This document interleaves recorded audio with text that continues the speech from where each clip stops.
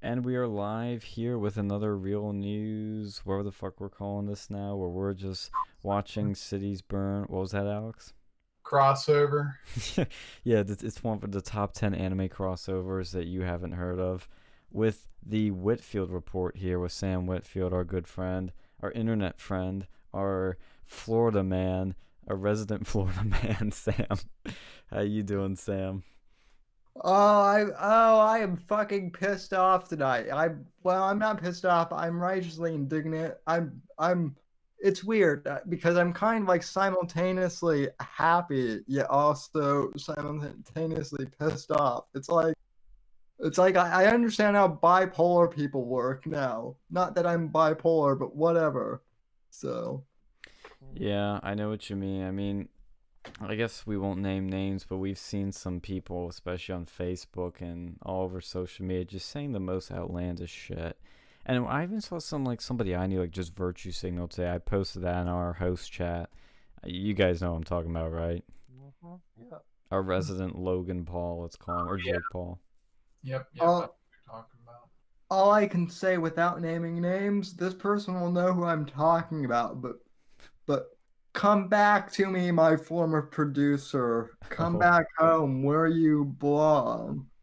I mean, So yeah, he seemed like a nice guy. I don't know. Um, he seems to have gone.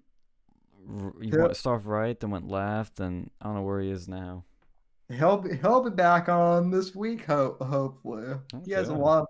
He has a lot to answer for. So, Is he still in the debate dictator fell? Probably. uh, yeah, but I'm kind of afraid of that now. So, Yeah, like I'm saying you like I don't I think he's gonna be he seems like he's one of those people, even just hearing him talk, he's not gonna respond in a like in an intellectual way. And I'm not saying that because he's like stupid or nothing. I'm saying that because like especially even when you're debating like liberals or in general, they just they're they emotionally separate themselves from reality, and it's like they just go around in circles, and it's just like, oh Jesus, I don't know, because you're trying, because they're saying what they're going to say, you rebut their shit with like logic and facts, and then they don't have anything to really argue with, so then they either try to deflect or change the subject, or they start calling you names or whatever. Like it's not a real debate. It usually never is. I've been no. actually. I didn't update you guys on this shit, but I was getting into another fucking argument in the CR chat. Mm-hmm. Of And, course, it's a problem. well, I just got into a second one right now because somebody said in the chat, who I'm still trying to get on the show, this Jordan guy, he said,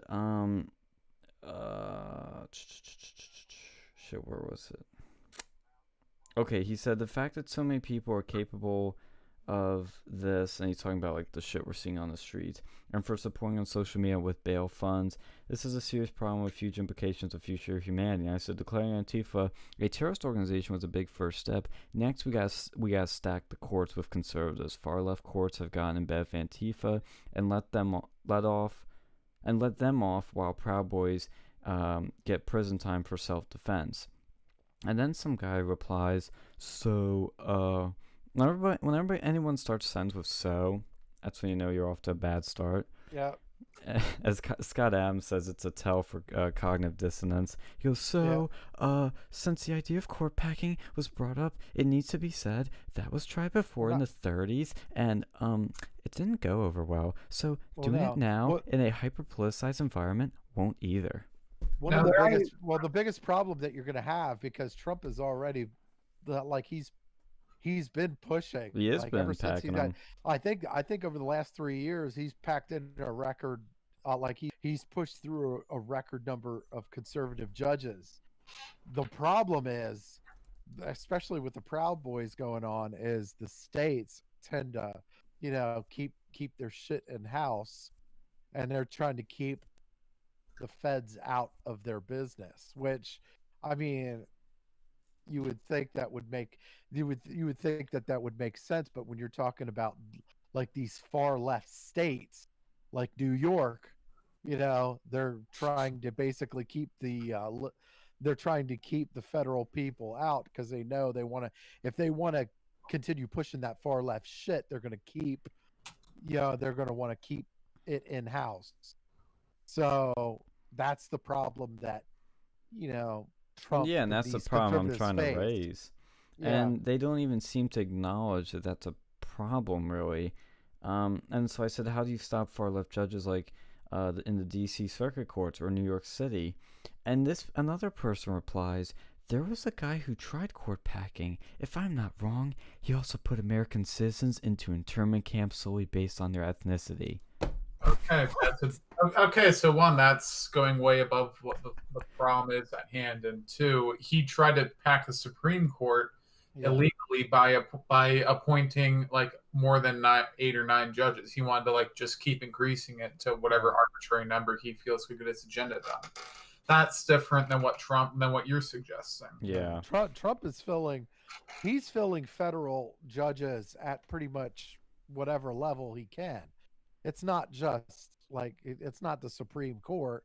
It's like he's trying to get, with the appellate courts and the circuit courts and all that stuff. It's like you're trying to handle it through those means. It's and you have to, especially the DC appellate court still he's got a long way to go before he can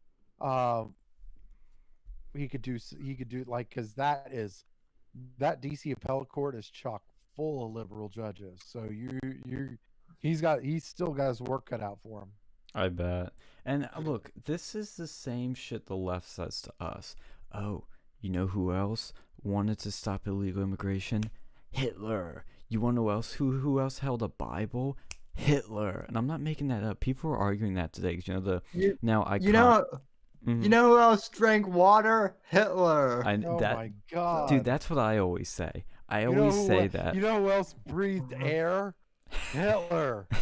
What the fuck are these guys talking about? No, honestly, with that particular group in general, like they're more interested in the social dynamics of their group than they are with having intellectual discussions.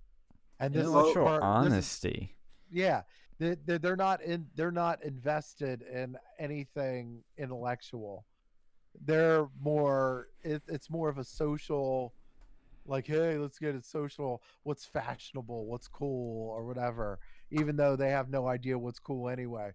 Like they're trying to maintain some sort of shred of conservatism, but they're fucking where but they'll sell out at a moment's notice for a party or girls or whatever, like, and ultimately, I mean, even if it works, it's going to get you laid. It's not going to find you a keeper. Like, people like people who stick to their beliefs, and they like strength, and they like just fucking alphas. Deep down inside, keepers want alphas. They're like, these girls will tell you all day long, I like someone who's sensitive. I like someone who's more in touch with themselves. They're full of shit. Okay, they want out deep down inside. They want to be protected. They want alphas. They want somebody that knows what they want and knows how to get it and doesn't take no shit from anybody. Man, we pick up artists now. I mean, I'm just saying the basics, all right? I'm not saying pick up artists yet. I'm just saying the basics. Like, sometimes people don't know what they want, and you kind of got to guide them in that fucking direction. That is true. Right? It's a sales pitch, okay? You pitch your shit, and then you see if they bite. To go back to the subject on hand, so I replied with, like, the thing I was talking about with the Bible. Let me find it, because I was posting something else. I said, yeah, and Hitler held the Bible just like Trump's silly false equivalency. And it sounds funny, like, oh, you just made that up. Like, nobody's saying that. On Twitter, it was trending. Adolf Hitler was trending because people were showing pictures of Hitler holding a Bible just next to Trump holding it, and it's so stupid. But these CRs are acting like the leftists, well, like what the left does to them, or should be doing to them, to be honest, because I don't know if they even wasted energy on them. But there was another argument, because that was just the second one. The first one was earlier this morning, and I don't know if, yeah. Oh, did finish this. I have a rant / monologue Let's coming go. up. Let's hear it. Yeah, Let's do hear that, it. and then I'll talk about the CR thing later. Okay, folks. So I'm actually gonna hit the record button on this to record this excerpt. Okay, so ladies and gentlemen, I have to say that I am pissed off and righteously indignant. Like many of you, I'm pissed off at the death of George Floyd, the way it happened. And I get why people are pissed off, okay? I get it. Police brutality is a horrible thing in this country, and it goes beyond race, which is the first thing I want to point out. Okay, this problem of police brutality, it's not a white man versus the black man problem. It's a problem of bad police policy in this country, and furthermore than that, it's a problem with politicians, mostly Democrats, setting these fucking police policies.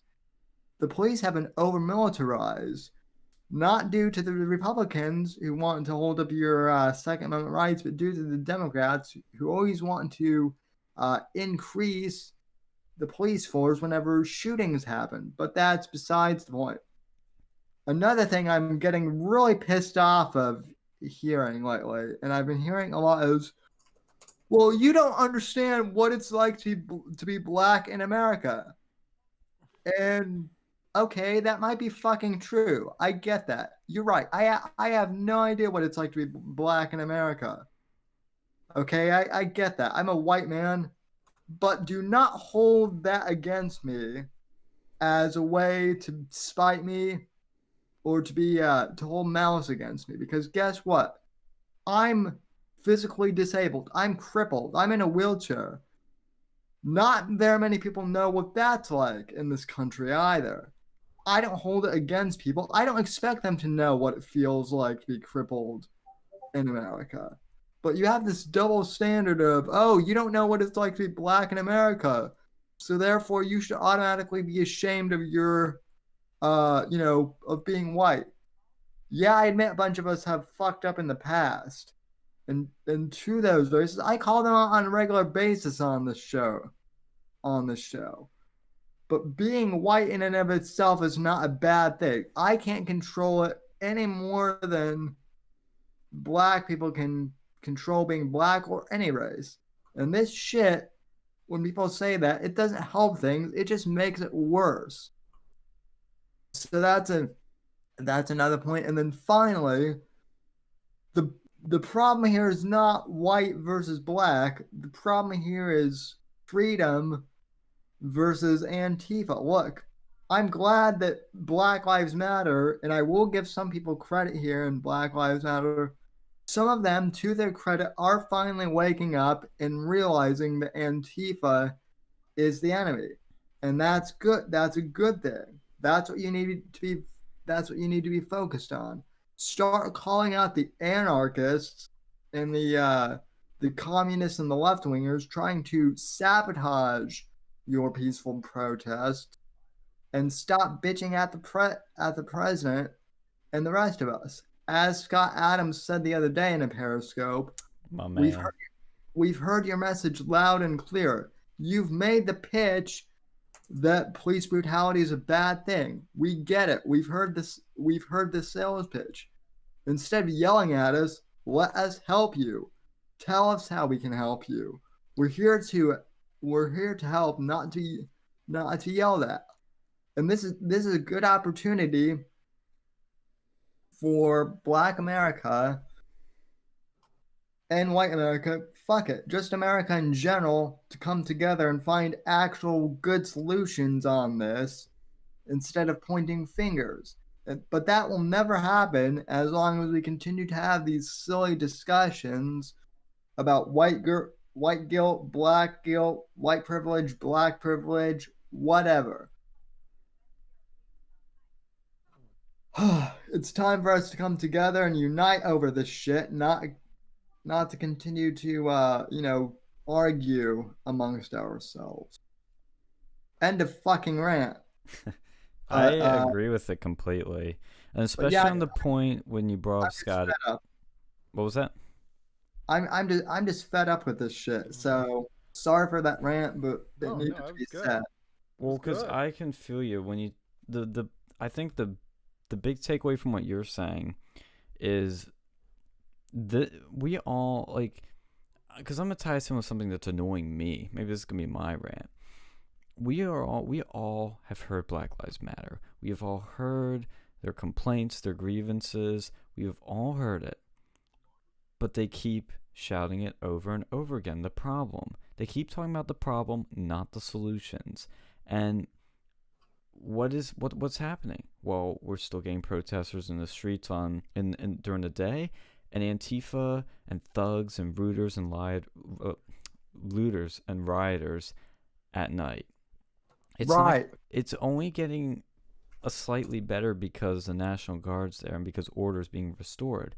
But what I'm seeing is these fucking companies, some companies that I like, going out of their way on Blackout Tuesday to virtue the fuck signal out of Reddit.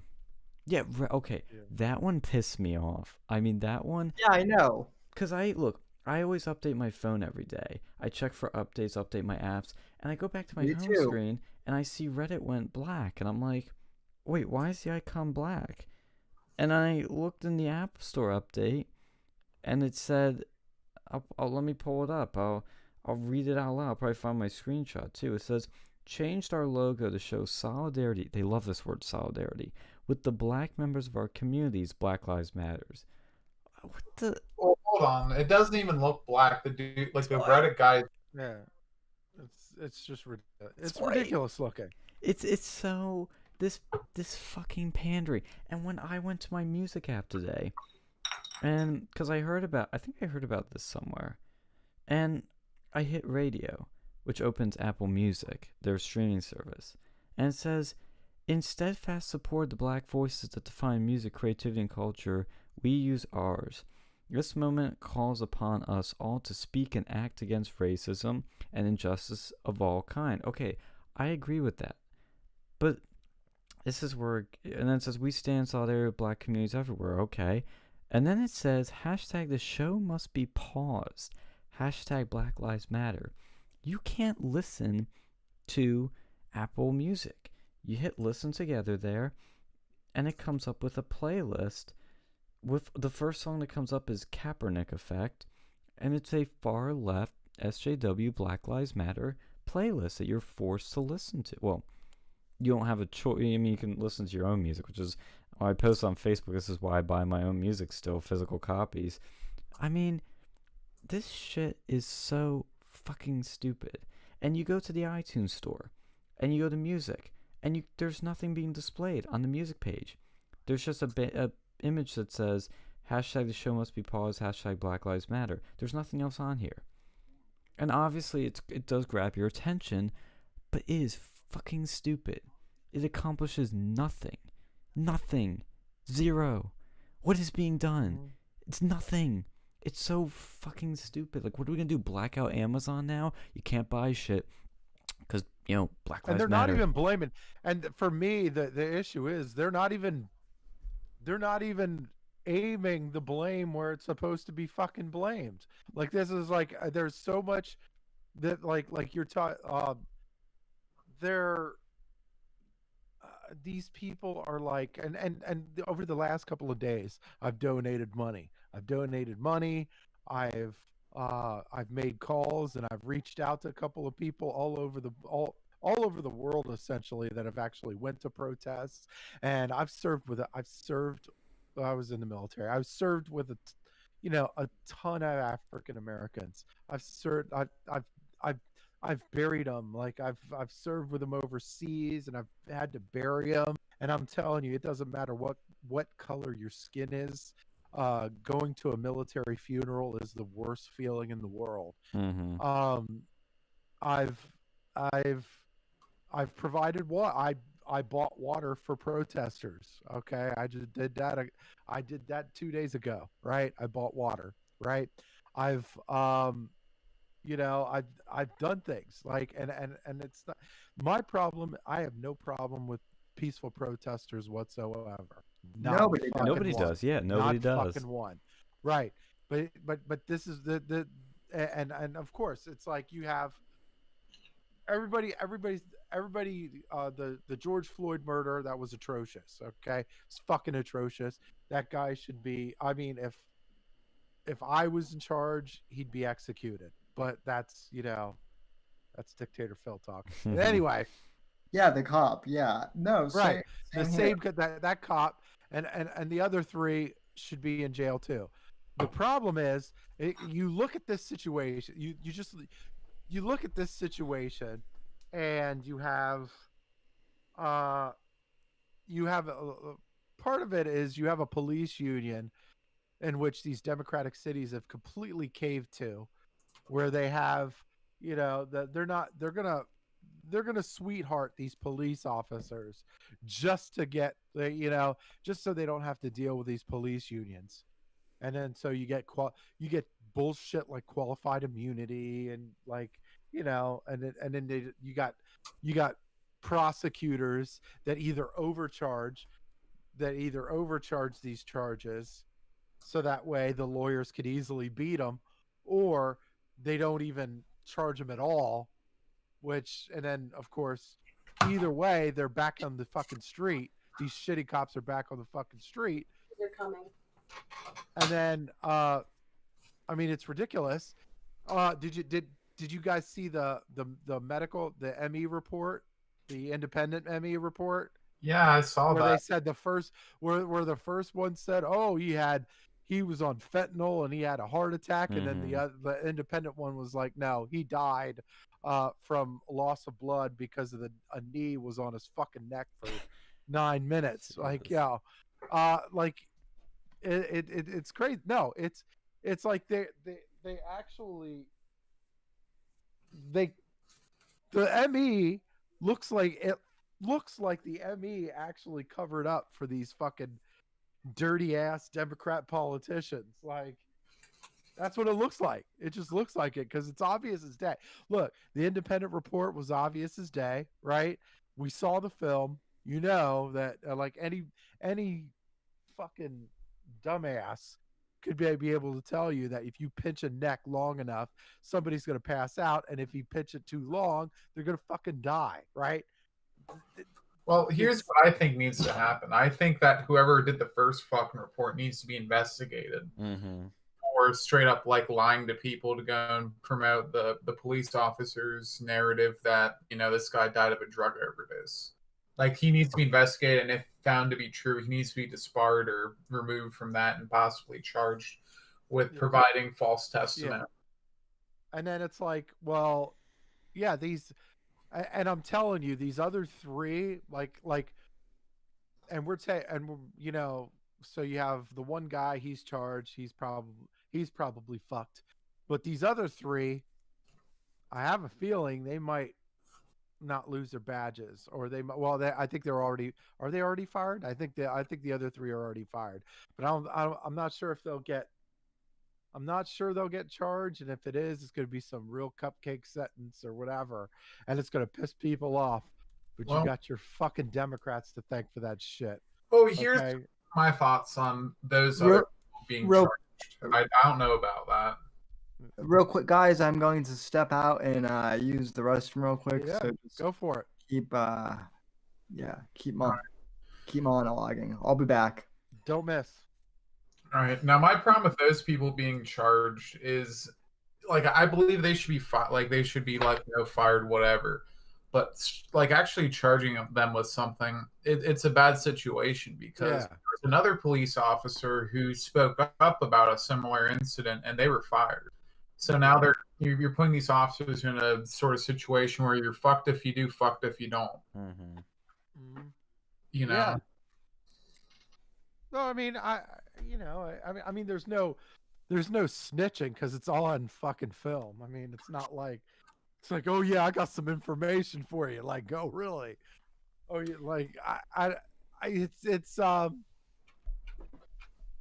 it's a hard one. I think they should be charged, but I don't think they will be, which is going to piss a whole lot of people off. Well, speaking of something And that should be charged, there's an important story not enough people are talking about. Thankfully, Trump recognized it. Cernovich, Scott Adams, a bunch of people on social media are recognizing it, which is we just had a 24-hour media cycle. I'm paraphrasing one of Cernovich's tweets, just to give him some credit, where this idea came from. But it's 24/7 media coverage on fake news.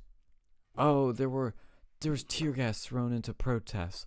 Peaceful protesters outside the White House so Trump could do a photo op. Evil Trump. So dictator-like. But what were they not talking about? They weren't talking about a retired police officer named David Dorn who was murdered by looters. A black police officer, might I add. Where's Black Lives Matter outrage on this? It's nowhere to be seen. If Black Lives Matter, it doesn't matter if they're a cop. It doesn't matter if they're a civilian. It doesn't matter who they are. They should matter in their perspective and going by what they preach and what they're saying. But there's no outrage. There's no outcry. There's no hashtags going from these people. Trump knows it. A bunch of other people knows that a black man was killed in cold blood a few weeks ago. George Floyd. A black man, specifically a police officer, was killed in cold blood last night. Nobody cared. yeah. It shows a lot of these people don't know what they're fucking protesting, and or they don't have any fucking principles. Yeah, I mean, you have the most part. I mean, for the most part, these protesters have been peaceful, but you get this slice of them that are just fucking anarchists, right? They're Antifa terrorist anarchists, and like, and it's hard, like. It's hard deciphering which one's which because they intermingle. Like it's like, and you know, I just like there's so many of them that it's like, but it's just sad that David Dorn, he like die like getting shot in the fucking face, man. What the fuck, man? Yeah. Like. You know, and for a fucking TV to loot a TV, like what the fuck? And like these are the people that don't give a shit about black people. Like these are the people that are shooting black people. They're looting minority-owned businesses. They don't care. They just want a reason to destroy and fucking steal shit. Like, and I'm sorry if that's you and you get caught, you should go to jail forever. And it's really pissing me off. Just the media coverage in general has been especially awful this time around. You know, they're attacking Trump for going in front of the church and taking a picture with a Bible and praying there. What the fuck is wrong with what he did? Literally every fucking Democrat does photo ops. Yeah. Every one of them. And almost all of them involve a church at some point. Fucking Joe Biden's done it. Barack Obama's done it. Bill Clinton's done it. Fucking like, it's. Well, and their issue is really the fact that they had to move quote unquote peaceful protesters out of there for him to get there. That's just fucking, like we said, presidential Secret Service protocol. Yeah. Now, I don't know the full story, and I need to look into it, but I have a funny feeling. Well, first of all, the whole they were throwing tear gas at peaceful protesters was fake news perpetrated by CNN. Yep. Then now they're saying it was flashbangs. I need to look into it more, but I have a funny feeling they were telling the protesters to move, and they didn't listen, and they had to do what they had to do to get them to fucking move. That's my guess. It's probably exactly what happened. That's what they were saying it was. said that they were warned something like 3 times or something, and even the peaceful protesting thing was debunked too, because they found a whole a little trove of little weapons or whatever, little knives and shit like that, shanks or whatever. Like, these are not like and the problem is, it's like, okay, so you do have a lot of peaceful protesters, but if you have even 1 or 2 or 3 that aren't peaceful, then it fucking ends. I'm sorry, you fucked it Mm-hmm. up for everybody, right? That your right to protest ends when you endanger the life of others. And you know, and even if you're peaceful, and don't call I'm out back. the violent, welcome back, Sam. Even if you're peaceful and don't speak up about the violent bullshit that somebody in your crowd is doing, that you might as well be doing the violence your damn self. Like, Yeah, you're you you're know, indirectly enabling it. right. Different So than the 3 cops who didn't say anything. yeah, that's exactly right. Mm-hmm. You That's know, a good and comparison. yeah. So I my sympathy ends when you endanger the lives of others. Yeah, Yeah. Ash B in the chat saying, I wonder about this. CNN said Trump tear gas peaceful protesters so he can do a photo op. Anderson Cooper even said, that's how small this man is, read Trump. Yeah, it's all just to attack Trump. That's what it's all about. And right now we're getting some good footage from D.C. right here on the ground. A whole line of National Guard. Must be like 3 levels of barriers here. A big, beautiful wall, quote unquote. It's really a fence outside of it.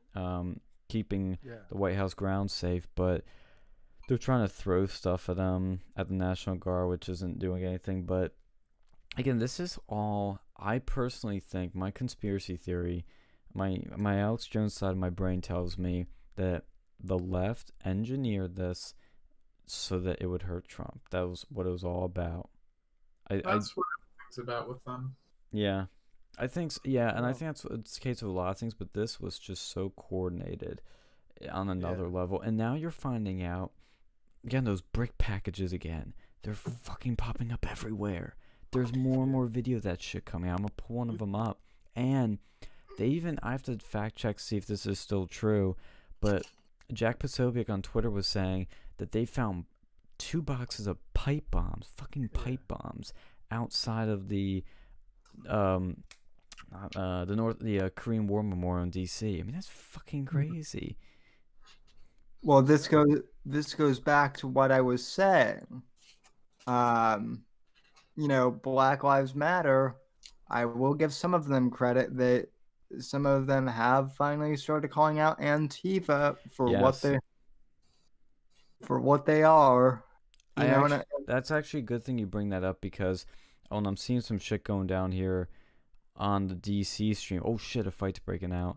Oh boy, I'm gonna have to send this to you guys. Oh, it looks like they're attacking a dude with a camera. Oh no, they're pulling him away. But like, it looks like some people here trying to, stop the violence. But there was one guy that, there have been guys going around yelling at the looters. People going around saying no violence. Like, one guy stood up and said, "No violence. If you see any violence, call that shit out." I credit where credit's due. That is what we need. The leaders that are doing that in these protests, they're doing it right. Even if I disagree with what Black Lives Matter preaches, I love that. That's how you protest. That needs to be encouraged more so we can get out of this fucking anarchy hell. Yeah, I think that what they need to go and do is start saying, "Hey, we're protesting." Like, what are they even really protesting for now? Because the one guy was arrested, already. Exactly. Person. So, are they trying to go and just protest in general black police officers on black violence now, or is it like they want the other 3 to be arrested or something? I don't know. And that's the thing, is like I think they think this is the moment to end systematic racism and racism against I think they were saying that they wanted higher charges than I guess because the main guy was being charged with 3rd degree third-degree murder or manslaughter or something like that, which they like some of these people wanted first-degree murder, which I guarantee, I fucking guarantee you're not getting first-degree murder with these Democrats. I'm not, I would be willing to bet money on that one. Like, there's no way these Democrats are going to give you first-degree murder. Yeah. You need to show what was that, like planning for Intent. Premeditated. Premeditation, like intent.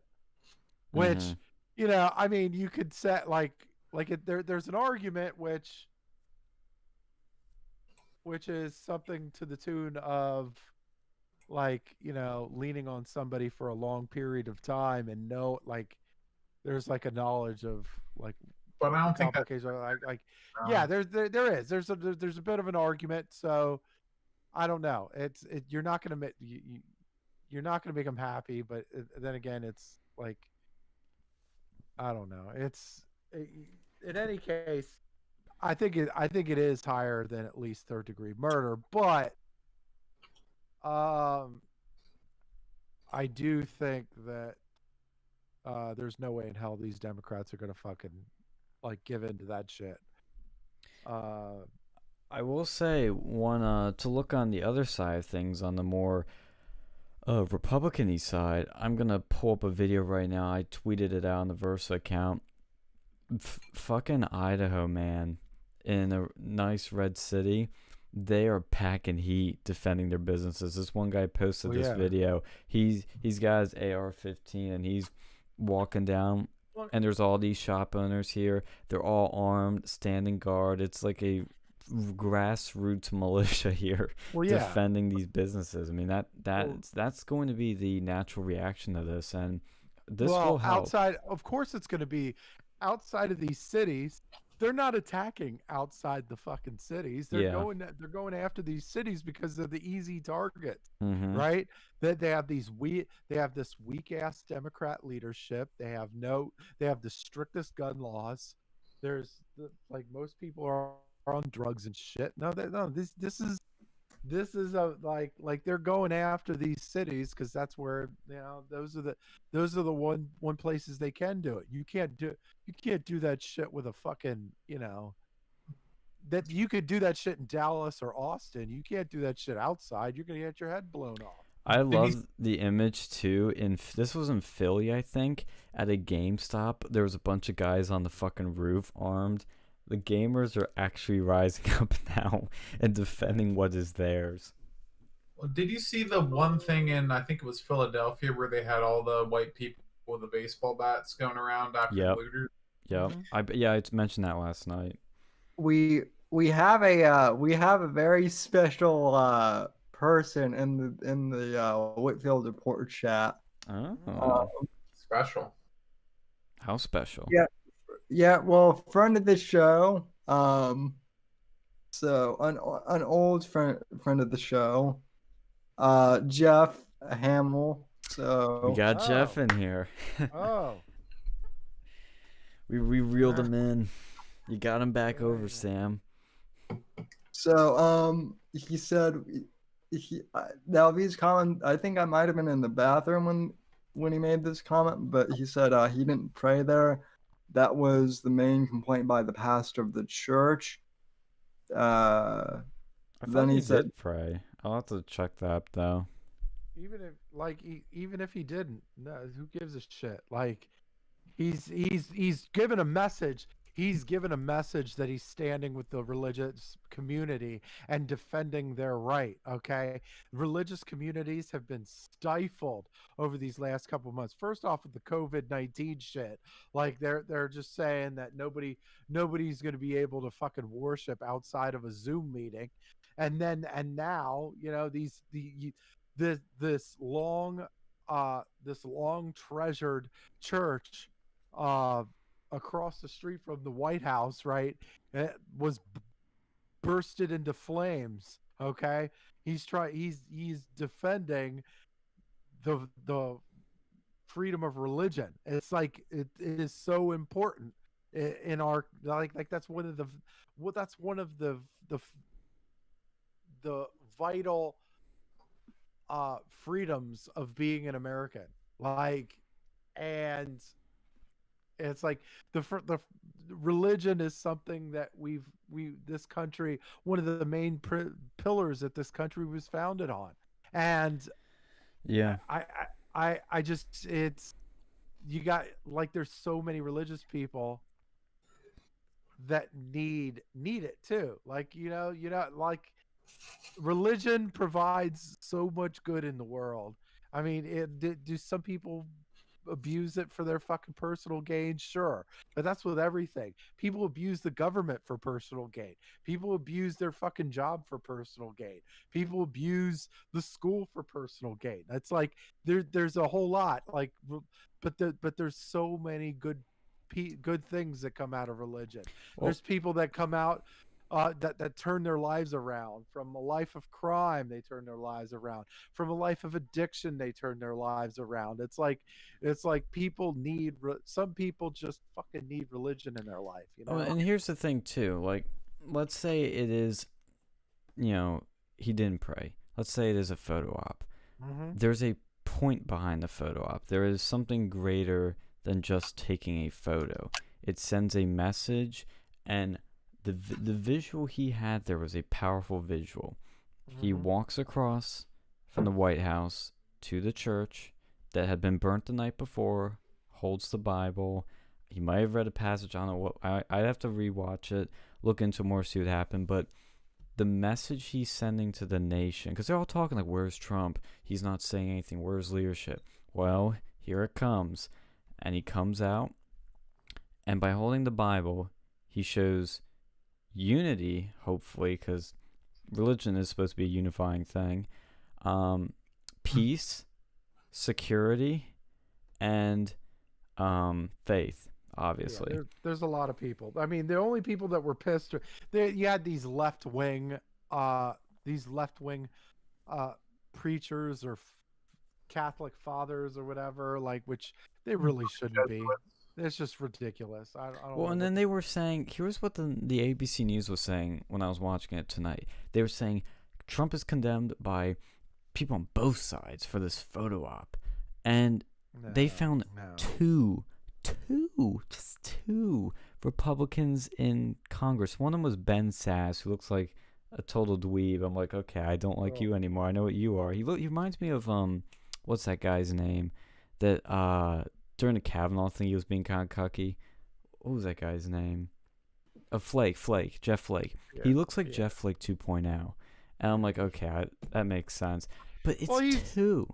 He's hit or miss. Like, yeah, there's something. Sometimes he says stuff that's like really, okay, I can kind of get behind. And then there's other times I'm like, what the fuck are you thinking? Which, I mean, Sure, but the thing is, the media's framing it as both sides are condemning Trump, when that's not even the case. Everybody on the left is always condemning Trump, and they found a handful of people on the right to condemn Trump. It's like they love these people. Like Justin Amash, oh my God, they probably have posters of him in CNN's office, like to look at and just like gleam and get all excited over, because they love these people on the right to attack the right. They love it. They eat it up. They love Mitt Romney. They love John McCain. Well, sorry. They hated John McCain when he ran against Obama. They loved him when he ran against, or railed against Trump. And then recently, who they love now? George W. Bush, because he's hating on Trump again. Well, here's my sort of thing too, that like you mentioned earlier with the COVID-19 affecting churches. I feel that if you can protest and burn down churches, you should at least be able to get a Sunday service. But that's still been banned in many states. Mm-hmm. How the fuck does that make any sense? Like, why is there no outrage, like, nationally about that? It's because we have a Democrat-controlled media that is silencing heavily conservatives. And you know what? Look, and realistically, okay, so this whole issue is African American rights, and they look. This is a Democrat-controlled media, and they want to They basically want to erase history because Democrats are on the wrong end of history when it comes to the African Americans. Like, they're on the wrong end of it. Look, I still hate that term. Huh? I still hate that term, the wrong side of history, or whatever you want to call Well, it. no, yeah, that that's why term I triggers used me it. too. That's exactly why I used it. I reversed it on them. Anyway, no, because when you're talking about like the Democrats' history with African Americans, look, they formed the KKK. They've uh they were part of the Alabama state government that that imprisoned Martin Luther King. They they imprisoned Rosa Parks, right? They there's the Brown v. Board of Education, Broward v. Board of Education. That governor was a Democrat, the one that pulled the National Guard and forced desegregation. And it wasn't until a Republican, Dwight D. Eisenhower, said, we got other ideas, and so this is the history of the Democrat Party, right? And so it's like, you talk to these people and they're like, well, Democrats could change. Really? Because it's like you look at even today, it's like all of these cities in which these cops are, abusing the civil rights of these African Americans are happening in Democrat controlled cities, right? They're all Democrats. The mayor, the councils, the chief prosecutors, all Democrats, right? And it's like there's a look, and you look at like the chief prosecutors, they're the ones that can charge people, and they're not. They're the like, look, if Amy Klobuchar did her fucking job, and I know I'm repeating myself, I said this last couple of shows, but if she did her fucking job, George Floyd would still be alive. No doubt about it. And if you need proof that Democrats don't care about minorities, specifically black people, just wind the clocks back right before these riots and protests when Joe Biden said, if you don't vote for me, you ain't black. That is fucking ignorant, condescending, and racist. And this is... Oh, but that was just a senior moment, Sean. Yeah, no, I actually think that was sort of the mask slipping a little bit. The senior mask, I think, slipped for a second, and you got to see the real Joe. And this is how politicians look. Look, most politicians look down on the American voter and think they're stupid. They go, oh, we'll just do this and that, and they'll be voting for us again. Haha. They don't think we're intelligent. They don't think that at all. I mean, look at what they were saying, like Hillary Clinton with the deplorables comment. They think middle America is everything wrong with this country. They think they're deplorable, racist, sexist, xenophobic. They look down on people, and this is why you have Trump, okay? I mean, if you don't get that by now, I don't know how I can get you there. It couldn't be more clear. And it's like, again, these movements are organized, and they're purposefully done to control people. That's what it's all about. It's all about control. That's why Black Lives Matter is a thing. It's to control their voting blocks. Again, why is it a thing now? Why is it specifically coming up now? I had a couple of conversations with a couple of my friends who are African American, and they were taught that the MLK assassination was a cold case. I'm like, what? Whoever taught you that was full of shit. And yeah, like, dude, no, the guy who assassinated him was a staunch Democrat who supported one of the most pro-segregationist politicians in fucking American history, in George Wallace. Hell, the Democrats were comparing Trump to George Wallace fucking just today with the whole that whole shit. I'm like, oh really? Oh, that Democrat, you compared him to a Democrat politician. That's nice.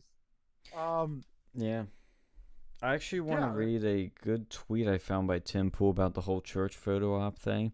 And he said the intent of the photo at St. John's was, 1, to show that the church still stood after it was set on fire, 2, to show that he's in complete control, stronger than protests and riots.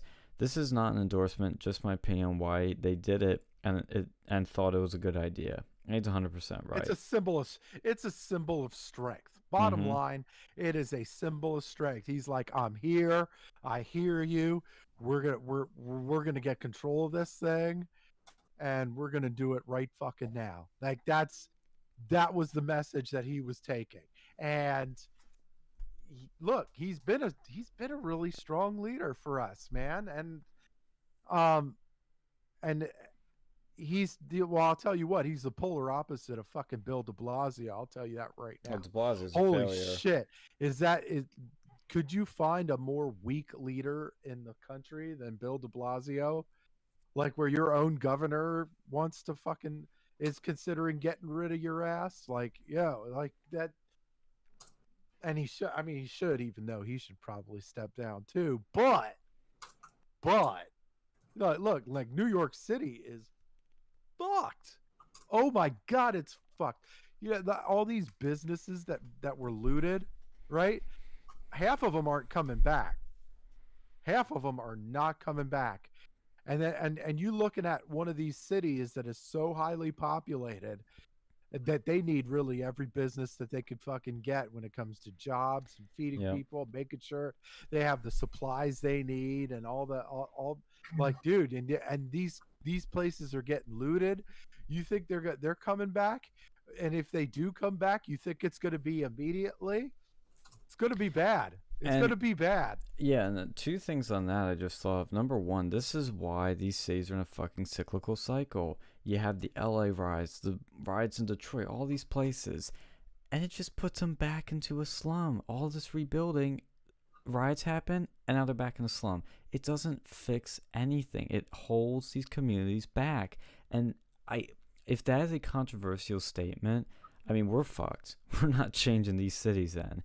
But secondly, because I'm seeing like a lot of footage here of these protesters and rioters, and I've been seeing on the mainstream media, and I was getting notifications on my phone about this too, this bullshit narrative that all the rioting and looting is being started by or done by white supremacists, white nationalists, Trump supporters. Yeah. Where's the fucking... Show me, do you show see me any?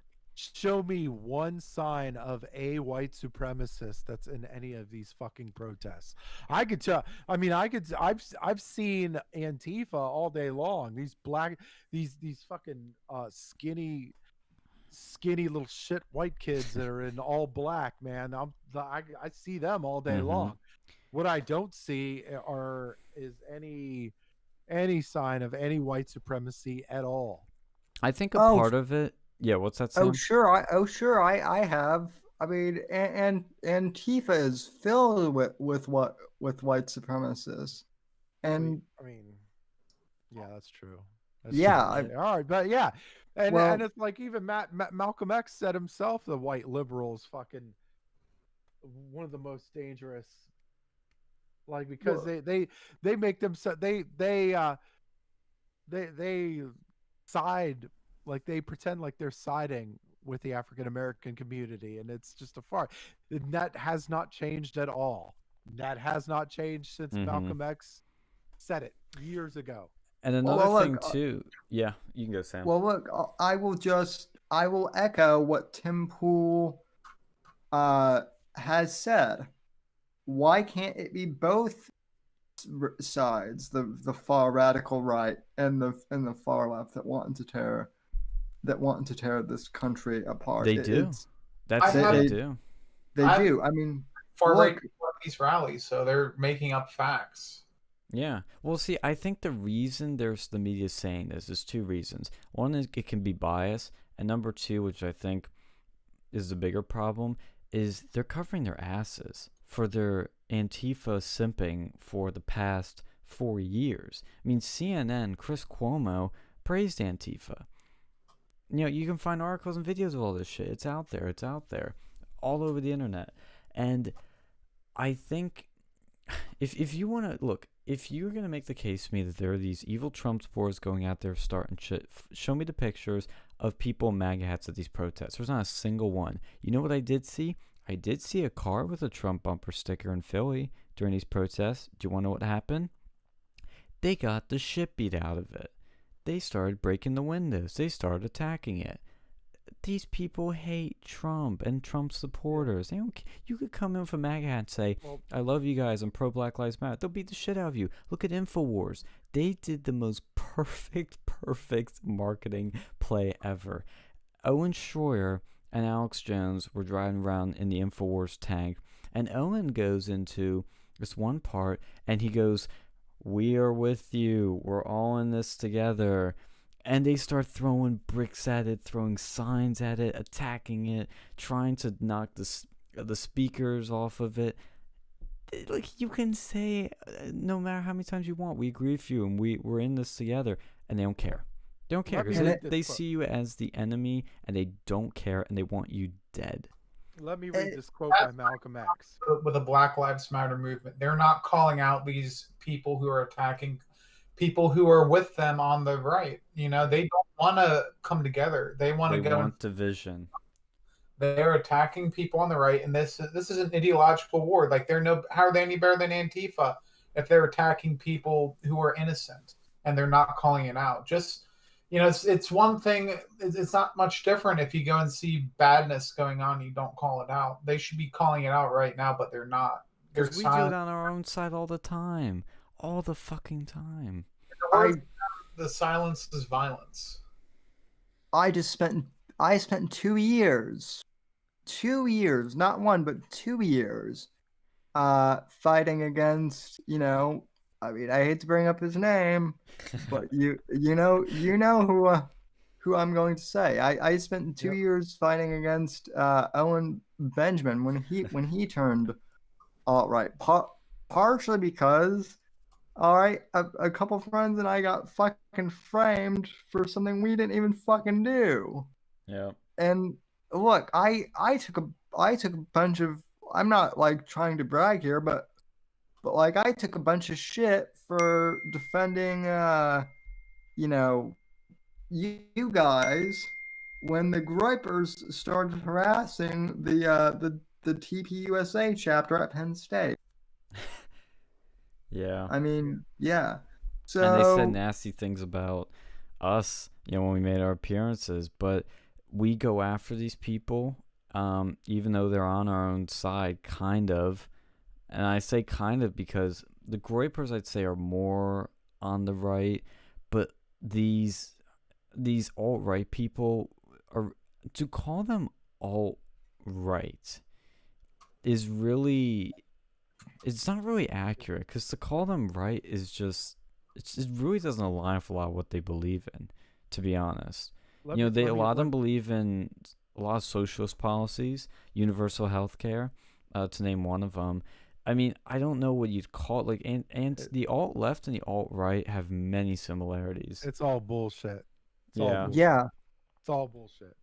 Because it's like even when they get full governments, they still don't get they still don't do what the fuck they say they're gonna do.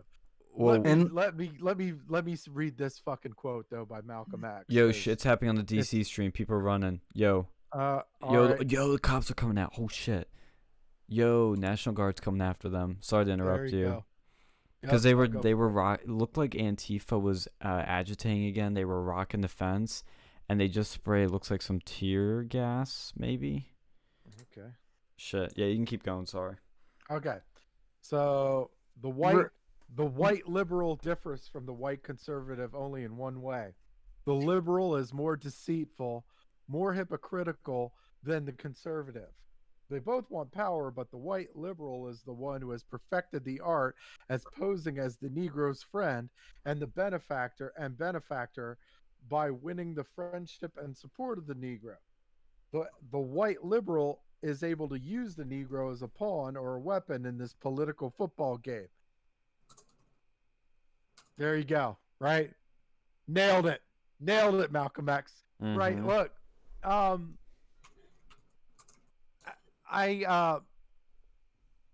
and he's called it years later because all they've done, all these liberals have done as just, you know, for years they've bullshitted the African American community, told them everything that they wanted to hear, everything just to keep them in power, right? Just to keep themselves in power. And then not only do they not do shit for the African American community, but they get themselves rich off that tax money. They fuck them over, like literally they do. They pass all these ridiculous regulations that take away all of the freedoms and civil rights of these African Americans. They make it almost impossible for you to own a gun in the city. So as a poor person or a lower middle class, it's almost impossible to fucking defend yourself. So it's like it makes you an easy target and you can't defend yourself. So and then they give into, and like I said before, then they give in to these police unions, and it's like, look, they use the regulations, they use these ridiculous regulations as probable cause to make unnecessary searches and unnecessary shit, and then they charge them for whatever the fuck they can, and and they get them, and they use the use the shady shit to mass incarcerate these fucking African Americans. I think there's a flashbang in DC. Like the camera just rocked big time. People started running. Yeah, there's serious shit going down DC right now. They're asking for trouble. I mean, Jack Posobiec was saying Antifa was trying to take the fence down. That was their plan for tonight. That'd be the worst mistake of their lives. Oh, they get massacred. It would be done. It would be done. Yeah, sorry if I interrupt, but like I'm just gonna do that whenever there's any action. Yeah. No problem. Go for it. Go for it. No problem. And real quick too, I just want to say that, Jeff, I appreciate you tuning in, and I'm not. Yeah. None of us are trying to, pick on you, dude, or anything. I'm glad you're here, and I'm glad you're for the conversation. And this is my point. I think a lot of us want the same thing, which is, justice and equality. You weren't. I don't think you had tuned in yet when I did this rant, but it's like I said earlier. I think we've heard a lot of the complaints, and a lot of us wanting to help, right? But like one thing that I've heard repeatedly is, well, you don't understand what it's like to be black in America, and that's true. I don't, but that doesn't negate the fact that I don't want that, I want to help. But they don't, they don't even, and part of it is, okay, so in the with any problem, the way to solve a problem, first you got to identify the problem, then you got to gather information on the problem, and then you got to come up, and then you got to come up with, the sources, and then come up with solutions, and then weigh those solutions, and then so we're that's exactly what we're doing, and we're trying to do that. And it's like these people, and as soon as we mention anything that goes against the Democratic narrative, they don't even want to enter the conversation. This is what I'm saying. Like literally, we've been talking about for the last week. We've been on here damn near every day talking about this shit. We've been talking about what is wrong with these cities, and it's like of course they don't want to hear it. Like they don't want to hear it because it goes completely against their narrative. And here's some more shit. Okay, look, with the Black Lives Matter movement, you've got the people that run Black Lives Matter, like the top people, are completely taking advantage of the people that are the bottom people that are in the group. And the people at the top are getting the same amount of funding that these fucking Antifa assholes are getting. And it's like, so there's definitely like a wild disconnect there. Like look, it's, this is part why you don't hear about any of this shit. That's why you're not hearing them go after Antifa. That's why you're hearing them defend or marginalize Antifa, like, oh, they're not that big, they're not so much a real group. No, they're fucking, they're coming in with the bricks and the pipe bombs and all that shit. There's serious shit. And the thing with Antifa too is, this is what pisses me off, is we have been talking about them probably since our first fucking radio show 4 years ago. We've been going on and on about how bad Antifa is, how they're terrorists, and how this is a sort of a underground problem that is getting mainstream traction and nobody seems to care. The president cares, people on the new right care, but Fox News, sometimes depends who you talk to. People on the left, they don't give a shit. They don't talk about it. The only thing they talk about is the violence of Trump supporters, how evil Trump supporters are. But they never, and the alt-right, and then they never mention Antifa, especially with Charlottesville. It was all about the racists, the Nazis, and the alt-right, which were bad, don't get me wrong. And I hate, as a small anecdote, I have to keep disclaiming that. I was telling that in the CR chat today. It's like, you shouldn't have to always make that disclaimer. Oh, I hate racists, blah, blah, blah, blah, blah, and then keep going. It's like a no shit thing. Like, it's obvious. We all agree on that. But we don't seem to agree that Antifa's a problem, that they were a problem at Charlottesville, that they came with bats and clubs and batons, brand spanking new batons, and knives, ready for a all-out battle. And they're doing the same thing here. I'm going to find a video of the bricks that just magically appear in crates in cities. And nobody talks about this shit. This is the real big juicy part of the story here. This is really what we should be investigating, looking into, but nobody cares. And it's like, okay, so they want, so there's there's one side of it that wants to see systemic racism within within law enforcement or whatever, and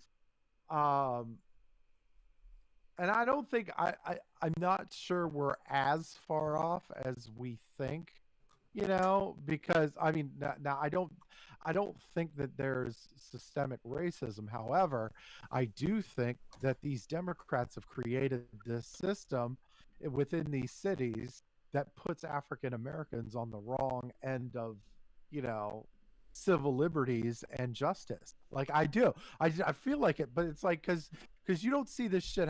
You really don't see this shit happening in Republican areas. It's mostly in Democratic area, because when you look at it from a finite perspective from these Democratic areas, it puts African Americans on the wrong end of civil liberties and justice.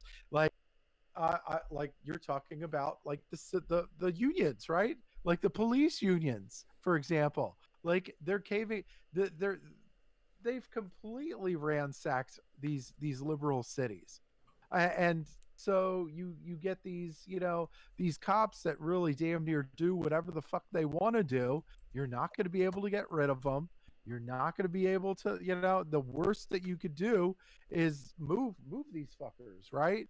And maybe you could fire. Like, it takes something this fucking egregious to get rid of them, but that's a Democrat problem. If you put that shit in front of any other city, they're gone. They're fucking gone. But it's like, but these unions protect the cops, right? They protect good cops, but they protect bad cops too. Mm-hmm. And you got to solve. These are the kind of issues you got to stare at, but Democrats don't want to fucking stare at that issue. And like qualified immunity, right? That you should probably get rid of qualified immunity if you really want to have a serious conversation of what we could do for policing reform. You're probably going to want to get rid of that. But these police unions, you're going to have to stand up to these police unions, and the Democrats have a really bad record of doing that. So, and they haven't been able to do that for fucking decades. So, and check out the video I posted in chat that shows what I'm talking about, the bricks. There's this pallet of bricks in the middle of the street here. There's no construction in sight. And then you see these bunch of people, looks like mostly white, all dressed in black, Antifa style, fits the profile of Antifa, coming in, taking down the little border thing around it, little like fence thing, and grabbing all these nice new bricks to go and throw in the stores, throw in the windows, cause chaos. It's so fucking fake looking. There's other videos too of these like piles of bricks just laying there, just chilling around like casual bricks. It's crazy. And this is But it's like, yeah, this is the thing too, to connect with what you're saying. On the conspiracy side, this is like probably George Soros or similar groups that fund Antifa, and somebody's got to be paid, dude. Somebody's got to be paying for these fucking bricks. Yeah. Nobody just gives away bricks. And they look new too. Like they look like new pallets of fucking bricks. Yeah. Somebody had to make them. Somebody had to buy them because they weren't fucking cheap. And these batons that Antifa uses, Gavin McInnes was saying. Somebody had to deliver them. Yeah. That ain't cheap either. Yeah, Gavin McInnes was saying these batons that were used, that he's seen that Antifa uses, they look brand spanking new. They're hundreds of dollars. These kids can't afford them. Somebody's paying for it. And the irony here, to connect it with what you're talking about. Oh, more action in D.C., another flash bomb, I think. Gas is coming out. It looks like tear gas or a smoke bomb. The thing is, like, these are far left groups funding these radical far left groups to hurt their own constituents, to hurt black people, to hurt minorities. And it's all, again, to keep them in line, to keep them voting Democrat, because the Democrats will give them free shit as long as they're being held back in the suburbs. You want to talk about systematic racism? There it fucking is. Antifa, George Soros, and all this shit. Snacks? Like snack container now they're bringing around. Is that thing that he was pulling? Yeah, I think I saw it said snacks on it. I guess they need to make sure you're not hungry when you're breaking, destroying DC. Yeah. Oh, yeah, I see some Antifa here. Yeah, there's lots of Antifa at this thing in DC. See, they need to go and like start getting these like violent protesters and figuring out like who they are and actually charging them this time. Yeah, and then they need to like figure out the network, really get into this shit, dismantle and take down Antifa. Yep. See, and I see people without masks walking around the whole time over here. Mm-hmm. What's going on? Also, shout out to the people that come in the mornings on a volunteer basis to clean up these cities. That's good. Yeah. I donated to a there was a group that was going to I think they were going to Minnesota to help clean up or whatever. Like, I don't know, these last couple of days I've been like giving away a ton of money, which I might end up paying for, but whatever. Well, as long as it's going to the right places, that's good. Like I'm definitely vetting these. I'm definitely vetting. The only because I've given to CJ Pearson's. Oh yeah, he's good. Yeah, he's given. He's trying to help black businesses get back on their feet, the ones that have been decimated. I've given to the George Floyd Memorial Fund. I've given to that the Minnesota cleanup. And then like the only one that I will not give anything to these legal funds. That's not happening. There's no fucking chance in hell. But did you make your Twitter profile black, and did you post a black square on your Instagram? I will tell you what I did. I did one better. Whoa. Hold on. You must have really ended racism. Holy shit. No. And here's the Phil dilly, is taking right? down systematic racism right here. No. So I put on a black box. I put on a black box, but I put some white letters in that black box, right? That's what I did. No, I just you're like Reddit now. Yeah, no, it's like I was saying. I said if all you do is put a black square on your IG, you're a POS. Give help and have an intellectual discussion.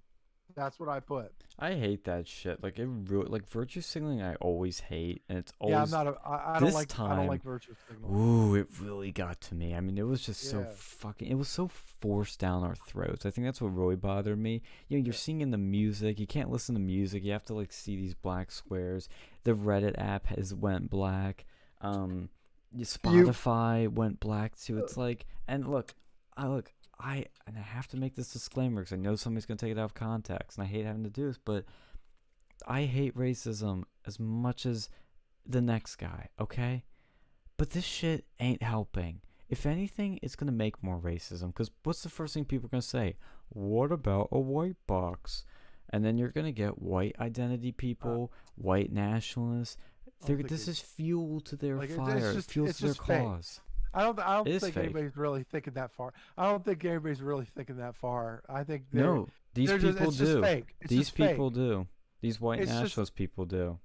Like, it's just the lack of the lack of authenticity that comes with this sort of thing, like putting it on Instagram or whatever. And not only that, you know, you're basically blocking a good message. Like, there's a lot of good messages that Instagram are putting up about stories about how, you know, you got people that they're cleaning up in the cities. You got people that are you know, helping out with these businesses or whatever, like helping them, you know, give supplies to the protesters, or like, you know, they're good stories, and you're just blacking it out by putting a black box in your fucking Instagram. Like, the other thing too about it is, I just thought of this, and it's going to connect to another story. It's depressing. Like, it's not a hopeful message. It's doom and gloom. And that, it makes people almost, like, I would think, not want to engage with this stuff because it makes them sad. And it makes people go, oh, what's the point? We're fucked anyway. That's the message that people get. And I'm sorry. I know that's not what people want to hear, but that's the truth. Well, look, there was a thing done today on Nickelodeon where they interrupted a show for 8 minutes to say "I can't breathe" on the screen with a black background. A fucking kids channel. It's ridiculous. What were we saying? It's Alex? absolutely ridiculous. That's what kids need to see. Yeah. Well, one was freaking out. They're like, "Mommy, I don't like this." That's what I'm saying. I'm saying, if you're going to do something, if you're going to put a black box like that, and then you're not going to do literally anything else, you know, or you're not going to do it's fake. You know, it's fake. Don't even do it. It's just for PR brownie points. Yeah. And even that, I don't know if you're getting that. You get some retweets and likes. Woo. No, I mean, it's like, normally I don't like to and you guys know me, like, you know, I don't like to flaunt who I give my money to. I don't claim it on my taxes. I don't do anything like that, because I'm always like I've always been told, I was taught as a little kid, that if you do something, if you do an act of charity, you do it without any notoriety. Like, you don't do any notoriety, because even notoriety is a personal benefit to you, and then it really doesn't. Yeah. So that's but this is one of those moments where, like, I'm giving, but I'm telling other people that they should give too. Like, that's the only reason why I'm like showing it to other people. So then I'm like, you know, I want to make sure that I'm saying, look, I want other people to give, but I'm good, but I can't. I would be a hypocrite if I told somebody else to give and then I didn't fucking give. So then I give, and then I show people that I gave. So now it's your turn, buddy. That's kind of my, and people need to see, and more people need to see that. Like, people need to, like, African Americans need to see that, yes, there are good people on the other side that want to reach out and want to give them a big old hug, right? That's That's what we're trying. That's, I mean, we need, like, if you're gonna do it, you need to do. We need to do more of that. Like, and you know, so that was my that was my brain work behind all of that. Yeah. Well, that's Well, good. it's well, and that's the other sad thing too is it's I feel like it's getting to the point not like for me personally, but it's getting to the point in society now where this is going to sound really faggy or whatever, but whatever. Uh-oh, use the F word. Where Oh shoot. Now we're really Um, demonetized. oh, Well, they're There it goes again. sorry, well, at least you don't have to. At least you don't have to hit the cough button on me. This Oh yeah, like at the radio, you just sort of like going all foul mouth. I was like, shit, Sammy, this is the radio. I yeah, that's a funny story. We'll have to tell the audience at another time. So, but no, in all seriousness though, you know, it's getting to the point where like I mean, like obviously you can, but it's getting really hard to, I guess, connect or like even a hug, someone of like another race now just because of all this division like in society. Like I don't know if I'm phrasing this too well, but it's like, it seems like a lot of these radicals don't want the people coming together. No, And they Antifa wants division. They want us segregating. And like one of my best friends in college that I met is black and he's blind. He's been on this show before actually, and I love him. I love him to death. And I actually should probably, we text all the time, but I should give him a call and see what his take on this is. But point being, it's like ultimately I think we need to connect with each other more. That's why I loved having Donnie on the show the other night when she was here. Yeah. So yeah, and like I think I don't know what my point really was. That was just me rambling, but go on. No, I kind of see what you're getting at because it is, I think some of these the protesters do want to kind of bring some people together. I think there are a lot of people in Black Lives Matter that are way too identitarian, and that causes natural division. When you start grouping people by identities, that's dividing people up by their race, by their gender, sexual identity. And look, we all make jokes about these sort of things and have fun with it, and that kind of brings people together in a way. It shows how we're all different. We all have these, funny things about us that we can't change, and we can have some fun with it. But when you take it so seriously and you start dividing people up, like, oh, you're black, you need to believe this. Oh, you're gay, you need to be Democrat, that sort of shit. It's just dividing people up, and it builds animosity rather than being what America should be, which is a place where a bunch of different people can come and fit in and have fun and love this country. As Trump says, it's one of his more underrated lines is, you can come here, you just gotta love America. And that's really what it comes down to. Because if you do love this country, you love our Constitution, you love guns, you love religion, you love freedom of religion, freedom to do anything the fuck you want, freedom of speech. But if you're coming here and you believe that hate speech should be banned, if you believe we should take guns away, if you believe Christianity is awful, if you believe religion in general is awful, if you believe gays should be killed or executed, do you really love America? It's like, No. what's the alternative? And then it's like, okay, so like, this is one of those, and another thing that really grinds my fucking gears too. Like, okay, so if you want to be critical of whatever I'm on, great, whatever.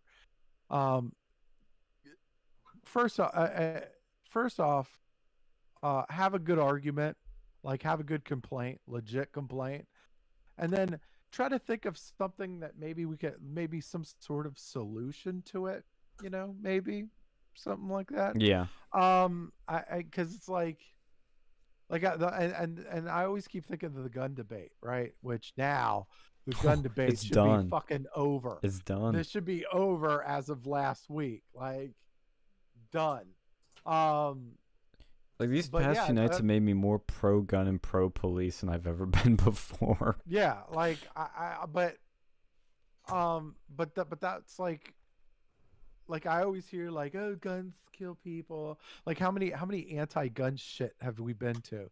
Like we've been like, oh, we should just, nobody needs an AR-15 and We nobody fucking do now. like, We yeah, need 30 mags yeah, too. yeah, like but it's like, okay, well,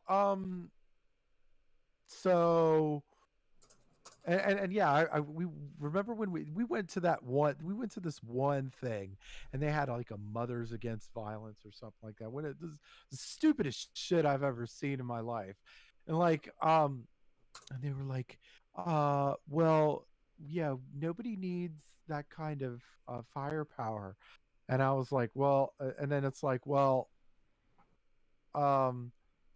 so you're saying the police can handle it, right? Yes, the police can handle it.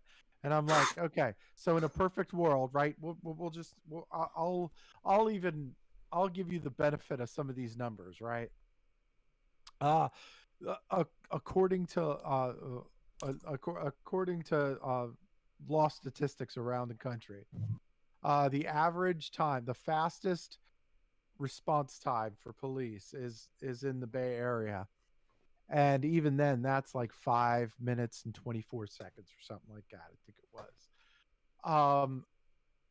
Do you know what the fucking happened in 5 minutes and 24 seconds?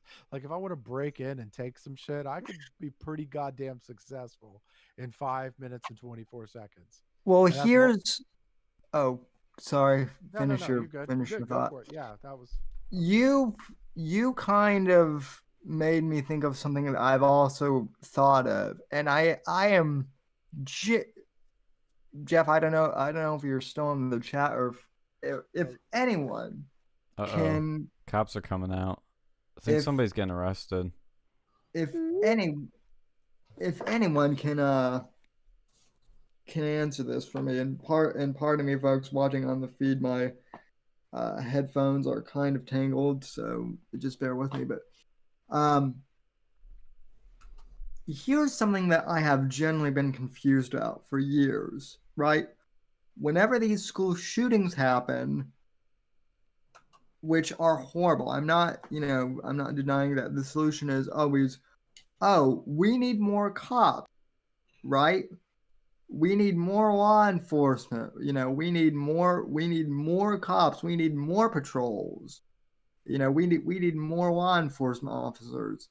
Yet when one of these shootings by a police officer happens, they're always, oh, fuck the police. There's so much corruption in the police department. We need, like I've even heard people say, we need to get rid of the police. They can't be trusted. And it's like, that's a good okay, point. Which is it? Like, and the thing it is like, you hear these comments from the same people too. It's like, so again, it's like I want to help. I generally do, but I am genuinely confused as to which stance I'm supposed to take, because you can't say we need a bigger police force and then simultaneously say fuck the police. It's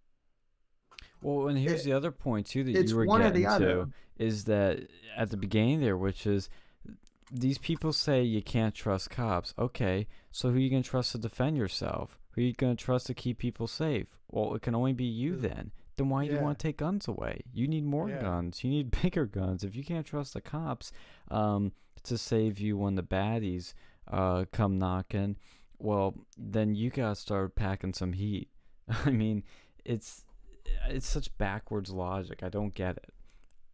Yeah, that's the whole thing with these people. They want cops to be there for their ass, but they don't understand, how to actually get people who are good to even become cops too. It's like if you start doing this shit, who's going to want to be a cop if you're considered like a Yeah. racist and you're all this other stuff? And they don't want to fund police either.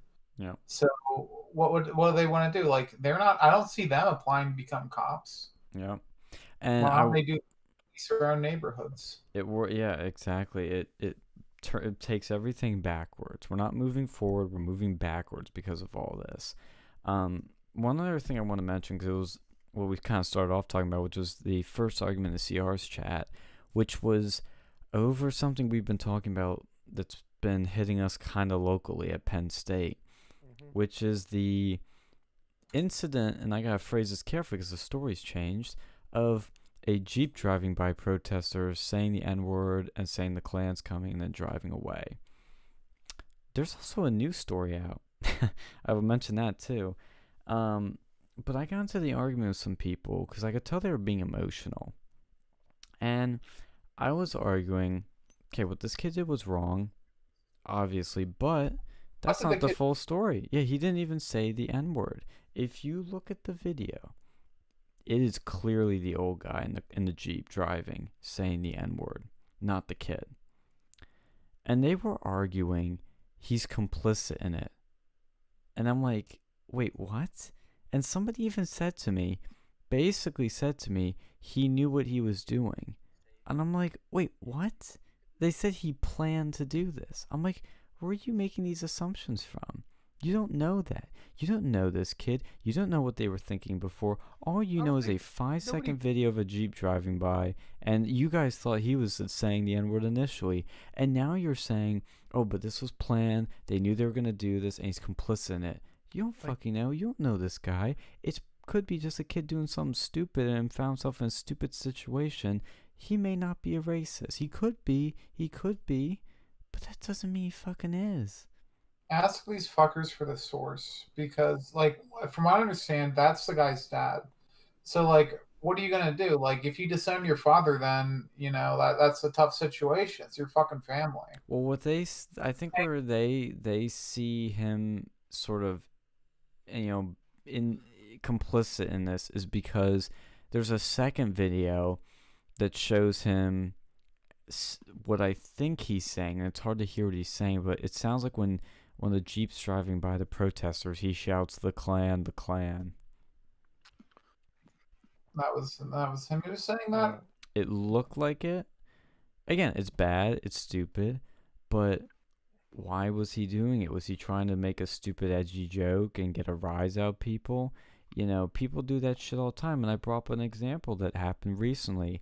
2 Thon people took a picture of themselves. I'd have to check the article, see the context of it, but it was a picture of them with swastikas drawn on them. And do you think these girls are genuinely racist, or do you think they did something stupid? And they were like, oh, these people should be expelled. Well, they said the kid should be expelled, the guy in the Jeep, but they didn't say these sorority people should be expelled. I'm sorry, Thon people. Connecting 3 stories together now. I kept pressing on that, and nobody answered. They kept dodging it. I'm like, wait, why is it that this kid, they're saying he's harassing people and broke code of conduct, which I don't know if he technically did because he wasn't even on campus. And the Thon girls did this, and it was clearly them doing it with the kid. The father did stuff, was saying the N-word, and the kid just said the Klan, which is stupid and bad. Some guy was even arguing with me that he was making violent threats, which is not going to win you anything in court if you say that. And on top of that, I mentioned the case a few years ago of these sorority girls saying the N-word. You clearly saw them saying it, and I think they even said it on campus, and they weren't expelled. I'm like, guys, he's not going to get expelled. It's not going to happen. You can't get him on anything. And they kept arguing with me like, "Oh, this is not what Penn State is," and I'm like, "Well, look, I condemn what happened too. I think it's stupid and bad, but saying the N-word is protected speech, and he didn't even say it." I mean, it's like, no, I mean, we're solid. I mean, and it's not like I'm defending anybody using the N-word, Yeah. but like I defend their right to say it. In fact, I want people to say it so I know who the hell to stay away from. Like I just like, I've always like, if if you just ban the use of words, then you're like, that you don't know. Like, you don't know who the fuck is, like, I don't know. I've always been like, no, I want somebody to say that shit so I know who the fuck to stay away from. Or it's who I could, maybe talk to, have a discussion. Maybe I'm always up for a fucking intellectual discussion, but like, I don't know. It's like you if you're just banning somebody from saying anything about anything, then you're really not doing a service to your community or anything around you. Like, I don't know. That's how I always felt. Well, the problem with like wanting to, like ban the N-word too and whatnot, if we're being like serious here, and like, I'm not trying to be humorous, but this is kind of the truth. Guess who I hear say the N-word all the time? Black people. Yes, like, yes, I've been called, an N-word, by black people. Now it's affectionate, like, but like, I even have to admit, What's like, going on, man? yeah, exactly. Except my, what? I mean, the first time, and that was like one of the big things that was kind of like a big culture shock, like moving from Colorado to Florida, because first off, let me kind of fill folks in who are watching and listening, and you guys, like most black people in Denver, at least that I know of, they act totally white. So like, for me, moving down here to, the South, like, it was a big kind of culture change, right? And one of the things I noticed was, like, a lot of the black people here, say that word, and also every black one, like, over 40 also loves to call me honey or sugar or baby too. That's like another thing. Well, here's the other thing: is how do you even ban a word? You can't. You can't. The only thing you can do is punish people for saying it, which is pretty insane. Because what's the intent behind it? That's what What was that, Alex? This shit's not like 1984. They're trying to go and make newspeak and just remove words from the fucking English language, except if you have a certain amount of melanin content in your skin, then that's okay. That's privilege. That's a form of privilege, saying this group can use this word, but this other group can't. Well, I mean, I've been in Florida for, well, who am I kidding? I'm still pretty white, but during the summer I get a nice tan, so, so. But yeah, I mean, and the thing too is, I see like the CRs quickly jumping on this, like taking this side, and they're one of my pals brought up a good point there. He's like, "Whoa, you guys are like going out of your way to cancel this kid, and you don't know anything about this." I'm like, "Yeah, they're engaging in cancel culture. The thing they say they hate, and what the left does to the right, big time, they're engaging in it." part of the big thing is fear too, right? Fear of, you don't want to be associated with, Well, here's the thing. Yeah, I mean, these CRs are very risk adverse, to say it the least. They're scared of their own shadow half the time. That's another word for it. And the thing is, look, you don't. I think the fear it transcends fear and becomes a phobia. You know, if you make a well-constructed argument, people are going to understand it to some degree. And the right people understand it. Look, the left, they're not going to give a shit. They're going to smear you, call you racist. Like, it's not going to fucking stop. And yes, I understand not giving them ammo, but if you do it like in a careful way, you'll be fine. Just be smart about it. And I just don't Yeah, like that they're absolutely. quickly piling on this kid and trying to cancel him when the story has already changed. You should kind of hold back and wait and let due process happen.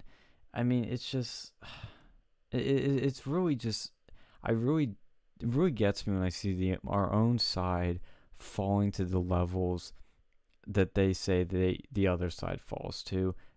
And look, there's things that I don't like what the left does, and sometimes you need to fight fire with fire, but this is different. They actually believe this, and they're not using this to fight the left. They genuinely believe what they're saying. Yeah, that's the thing with the college Republicans at Penn State. They're a bunch of spineless, like elitists over there that are no different than the people that they complain about. From all my experiences with them, like every past president of the CRs I know is a Democrat or an anti-Trumper. Like what the fuck's going on over here? Yeah, yeah, that's the thing. It's just they don't get it, and they don't learn. That's what frustrates me. Is they just don't learn. I still drop things in that chat all the time because I know there's some people that lurk in there. They're probably getting maybe a little bit red pilled. Hopefully, I'm getting through some people, and hopefully, I have some ripple effects. But it's just frustrating to see the same group of people, the I don't know what we should call them, but sort of the popular gang that set the narrative and set the mood. What'd you say? They're they're appeasers, and there's something about it, like the Winston Churchill quote. The appeaser is the one who feeds a crocodile, hoping it'll eat him last. Like, Yeah. Eventually you're gonna get eaten. Okay, Yeah.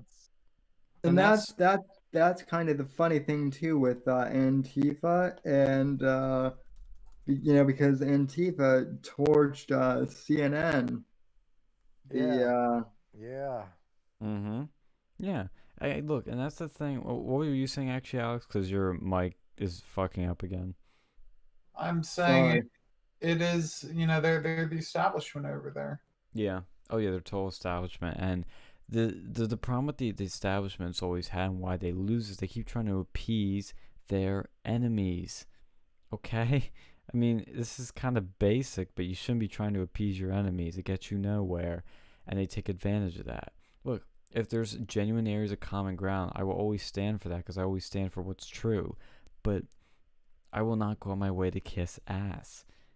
And that's what these people do. Like, a good thing was, an example of that was the Takeout Tuesday thing. It started out as a good idea by a good friend and somebody that had good intentions, but the CRs took it, ran with it, and try to appease the college Dems and be like, "Oh, we're so bipartisan. Oh my God, oh, we're so nonpartisan here." It's like, no, you're not. Stop acting like that.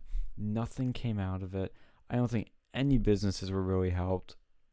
Obviously, I'm probably gonna be using hyperbole there, and there's gonna be one business, but there was one pizza. There was one pizza place that went out of fucking business while it was going on. Like, yeah, what the fuck? yeah. That I can't. That just says it perfectly right there. It's really. Look, the only time you should really work with the other side is when you're doing a debate. I hate to say that. I wish we could genuinely work together, but that's not what we live in. That's not the world we live in, because the other side hates us. They do. These college Democrats hate us. They call us Nazis, racist, and all this shit. And the one thing I almost brought up in the chat was when they said this guy was complicit in the Jeep because he was sitting next to and was with the guy that was saying the racist shit. Well, am I that? By that logic, then I'm complicit in all this shit too, because I brought Sargon of Akkad to campus with Turning Point, and supposedly Sargon's a Nazi, so I guess I'm complicit in it too. I mean, this whole guilt by association is such a stupid thing, and I'm not saying the kid did nothing wrong. He did do something wrong, but the logic they're using makes no fucking sense. I'm gonna try and find a good stream because it looks like I think the guy left the DC thing because the cops started like searching people, is what it sounds like. But the rest of DC is absolutely quiet. I wish I could find Hot Pursuit. Those were fun.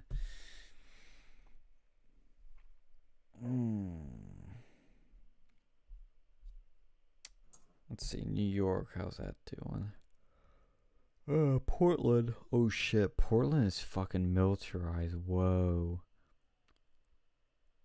Oh yeah, Portland, dude. Let me just tell you, I have a friend who is originally from Portland. He was here, and yeah, Portland is fucked, man. It's Antifa headquarters. Like it's Yeah. crazy, that city. Why are they all there? Why Portland? Because it's basically communist central. The far radical left has basically taken over that city for the past, like, 15 to 20 years now, and so the very worst of the worst are allowed to migrate there. I actually have someone who, if you want to, I could probably get in contact with him, and he might be willing to do a show with us on just how bad Portland is. Dude, I'd be down for it. We like talking about shithole cities. That's why we have Trent on half the time. I mean, that's my friend who used to work for Project Veritas / Breitbart that I was telling you. Oh yeah, dude. You Yeah, about. that dude sounds cool. Yeah, I mean see, in the West Coast, the thing is it's pretty. I mean it's nice in many ways, but these cities are just fucked.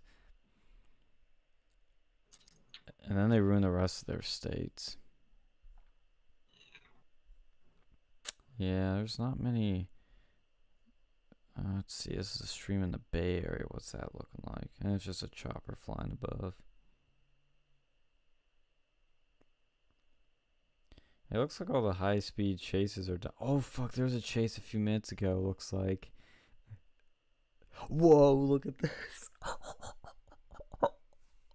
Yo, I gotta send this to you guys. Okay, if you go on this stream, and then you take the little thing and you move it backwards about 7 minutes in time, there's a van with like 20 people on the side of it, fucking like holding it. They're like holding to the side of this van. What the fuck? You go back about. Yeah, I see it. Yeah, you see that shit? Yeah, what's going on here, man? It's like a fucking garbage truck. Garbage truck. Hold up. Let me open this in my window. What the fuck? And there's like this cop car right behind it. Oh boy, it's speeding up. Fuck, dude. The next my YouTube algorithm is gonna be so fucked up over the next couple days. Yeah, I know, right? It's going to be. It's just going to be nothing but riot videos in my recommends the next few days. Here's more violence we know you will like. Fucking YouTube. It's gonna be violence mixed with you might like this taco recipe. So Taco Tuesday. I subscribe to a bunch of cooking channels, so that's where that's where that joke came. Well, what are you trying to learn some cooking?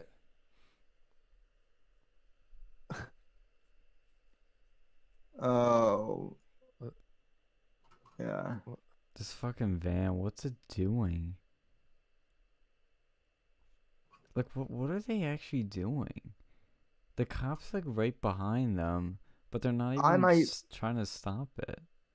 I might be watching something different than you are. I'm just watching like a skyline overview. Well, I think that's a live feed. This happened a few minutes ago. That's why I said you had to go back about like 7 minutes to see this in the Oh. stream. Yeah. It's probably Oh around yeah, 8 minutes now. I'm seeing it. Oh, wait, is it still going? It's frozen. Oh. Or it's buffering, at least on my end. Haven't you noticed So. that's happened a lot? A lot of these. Wait, are those cops? Yo, are those cops on the side of it?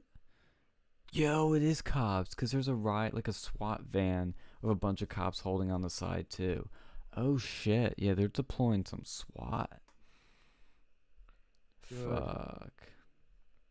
Ready to wipe the fucking floor with these assholes. Yeah. They're bringing in the cavalry. Yeah, I saw some article the other day about the like a bipartisan effort to demilitarize the police. Dude, I want it more militarized now. Like I feel like Yeah, SWAT like should be militarized, but like the regular police force, I don't know. I guess as long as you have a SWAT. Oh, yeah, people in the chat. Oh, chat's been active today. I love it. But yeah, they were right. Like, Ash, you're right. Yeah, they are cops in the van. The cop is probably following protocol and the van isn't stopping. It did look like they were chasing the van. Yeah, it did. Yeah. Yeah, thanks for staying in chat, guys. Really appreciate it. Yeah, versus chat is bouncing tonight, and the Whitfield reports is dead. Yeah, we Oh, you- stole all your people. Well, you had a couple people early, I guess, and Yeah, I think I scared off Jeff. So, or rather, well, or I rather, or rather, might have. or rather, Phil did. Sorry, Jeff. You know, I'll be all right. What can you do? Yeah, I actually saw like our video on my recommended, so that might be a good thing. Yo, we broke the algorithm. Breaking the conditioning right there. We're Yo. breaking the conditioning. Another stream from LA, loads of people fucking arrested with tie wraps on them. I'll send this stream, a bunch of fucking people arrested. That's what I want to see. Lock them up. Oh, now it's going back to the chopper cam. Oh, someone's yelling at us for saying a certain word on this stream. I did see that. Naughty, naughty. I don't know if they were yelling necessarily. Yeah, no problem for streaming, Ash. We take pleasure in this anarchy, I guess. making the most of it. I've got 5 people watching now. Holy shit. That's probably a new fucking record. I mean, no, I don't. I don't give it. I'm always about the fruit, like, and this is part why I like Trump so much, because I've been around good leaders. Like, I've been around good leaders And there's bad some leaders. traits and bad leaders, and I know the traits that there's generally traits that good leaders have. Like, for example, like I gravitate toward somebody that gets the job done but doesn't say the right things all the time. Like, I don't give a like I really don't give a shit about what somebody says. Like, you know, with Trump and Twitter, I don't give a shit about what he says on a fucking Twitter account. I care about what he does, and like the good leader does. And like, if the good leader is good, like Trump is, it's like he could say whatever the hell he wants on Twitter. I don't give a flying fuck. That's the Like, thing, and is then- like when you're good, you get a free pass on a lot of things, you know. Well, it's like I don't give a shit. It's like, no, I got other shit to. I have other shit to worry about than somebody else's butthurt feelings. Like, I don't give a fuck. Like, and like Obama, he's like, he was a guy who was well versed and said all the right shit, but didn't do shit. Like, you know, you got to put things in perspective, like, because people take time, like say learning how to say all the right things, that takes time. Like reviewing like your speeches and making sure you have all the right stuff in there, and and practicing what you say, and like all that takes a whole lot of time that you could be spending doing the right fucking thing. And for me, I was just like, that's like the pickup art, like a pickup artist, right? Says like the girl's like, I like this guy. He says all the right things at all the right times, and he just really knows how to talk to me. It's like, yeah, because he's fucking done it before, right? He's already worked over a couple of your friends, and now he's going to you, right? You're the next notch on his belt, right? You want to find a fucking keeper. You find the dude that stumbles on his words and can't find the right thing to say, and that's the guy you should probably go to if you really want to find a keeper. Like if you want to get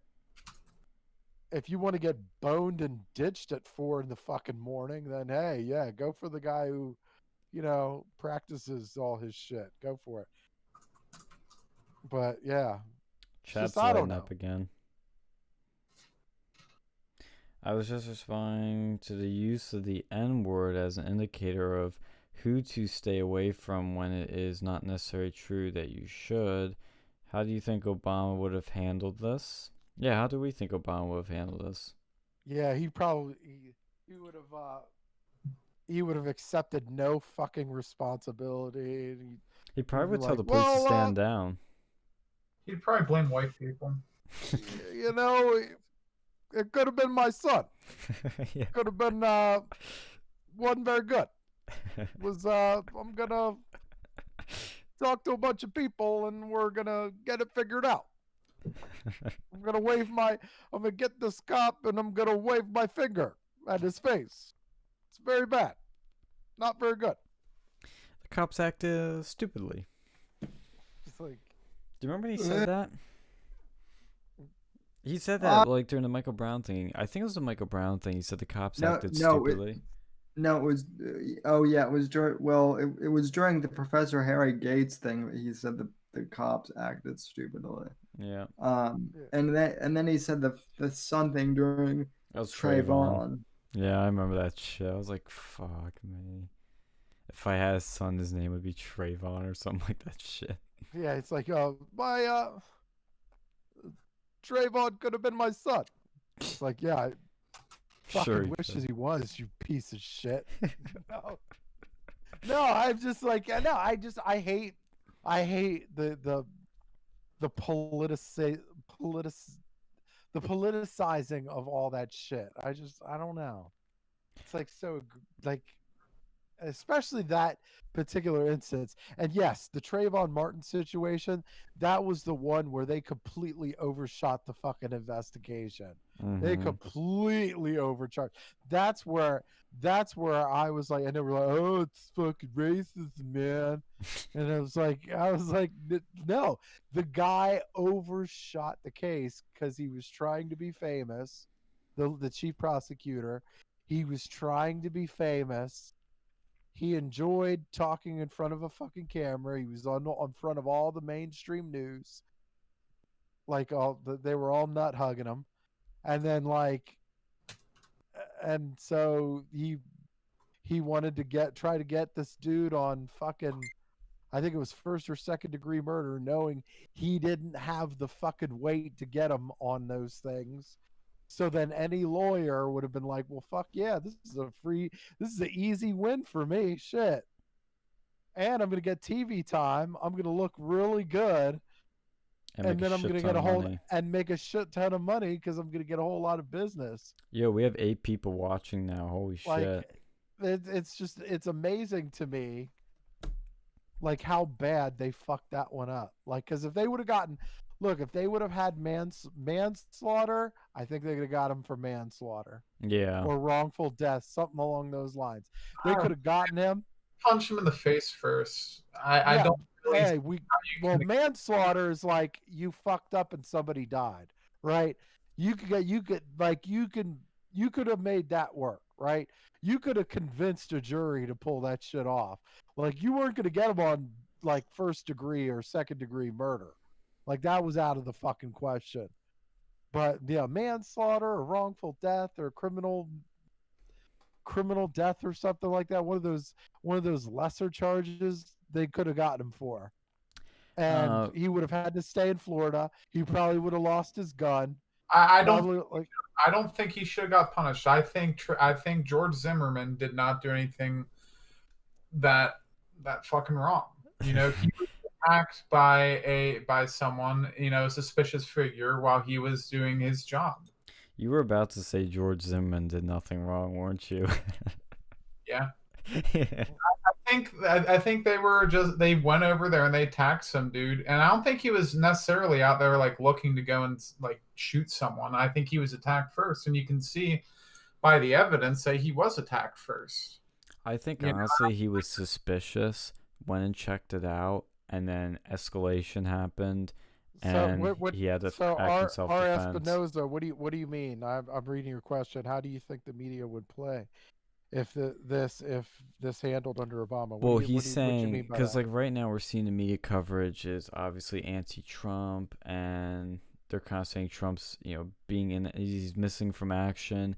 How would Well, they be the reacting and mainstream covering media, this if Obama was president? the mainstream media would be cupping Obama's balls right now. They'd be They doing would- more they- cupping it. They'd be getting down their hands and knees and slurping Yeah. it up like a Slurpee. Yeah, I wouldn't have went that graphic, but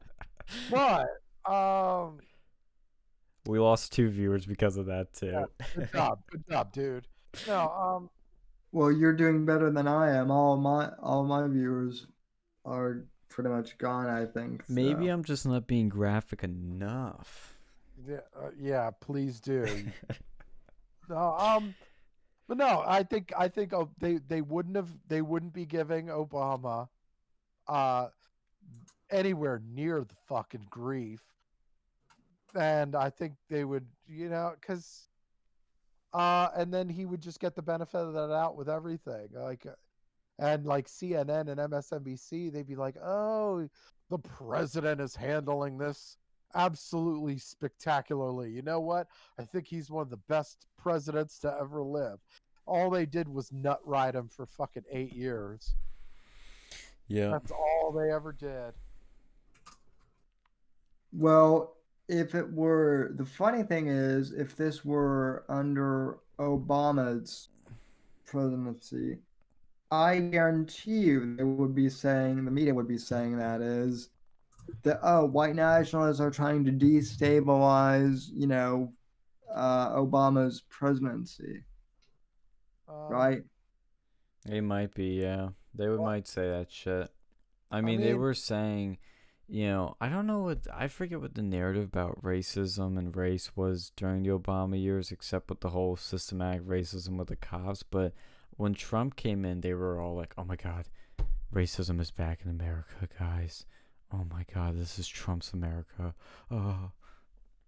Like this shit with all the same shit was happening when when Obama was in office. Like literally every fucking thing. Like what about Ferguson and fucking Baltimore and all that shit? Like, yeah, this isn't like the response of it. This isn't the fault of any one president. I'm not sure. I don't think I would blame Obama for this shit, like for the other shit, but it's just like the Democrats can't handle the mayor seats. They can't. They suck with the councils and the chief prosecutor. They can't. They can't handle running a city at all. Like, and then and through their disgusting way of trying to run a city, a whole bunch of black people are going to be getting fucked over because, a lot of these cities like Detroit and stuff, they're like predominantly African American, and you're doing like they're going to be getting the brunt of the charges because that's the way the population goes. Like if your city is 85% African American and you have like a whole bunch of traffic stops and arrests and shit, there's a good chance that most of them are going to be African American. It's like and then it's like you got this shit is happening in these highly populated, highly urban cities, you know, like highly urban. Like, I don't know. Ash B says more slurping all in caps. Thank you, Ash. Totally fucking agree. It's either this or Pornhub, JK. RE said, haha, nut right. Yeah. See, they like it. The people like it. We're Well, giving them what they want. Well, it's I look, can people- get super close to the mic too. Not that do close. ASMR if you really want me to. They want something. These people, maybe they just want something different from what's on TV. Like, look, You don't get slurping on TV. yeah, we definitely there's I mean, Wait, no, you do. depends on what kind of Hey, you're watching and how much you're paying for it. hey, Sean, do you have any mods on this channel, by the way? I think I'm the one and only mod here. Wrench me, baby. Do you even know how to do that, or? I'm about to Google it in a private tab. ASMR the rights. What's that mean? That's that thing where you like talking to that mic all sexually, like. Oh, there's a term for that? Audio sensory, some other bullshit. ASBS. Something like that. Yeah, like, you know what? This. Yeah, there was something that triggered me when I saw this clip of Trevor Noah Oh fuck. with doing the Daily Show, or well, like failing on it. Like, by the way, Trevor Noah blows. He's so bad. Really hard.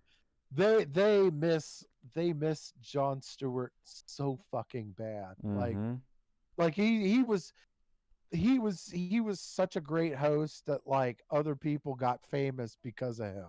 Like, Trevor Noah just sucks ass as a host. Anyway, so he was saying, "Oh, we're getting mad about the looters, but these looters have like, but these, you know, these white people have been rioting. They have been looting black people for years or whatever." I'm like, what the fuck are you talking about? Like, The one who I can't stand is Jimmy Kimmel. Jimmy Kimmel annoys the hell out of me. Crying Kimmel. Yeah. Like, yeah, you know, thanks for bringing that one up. Like, I hate when, like, because he used to be funny.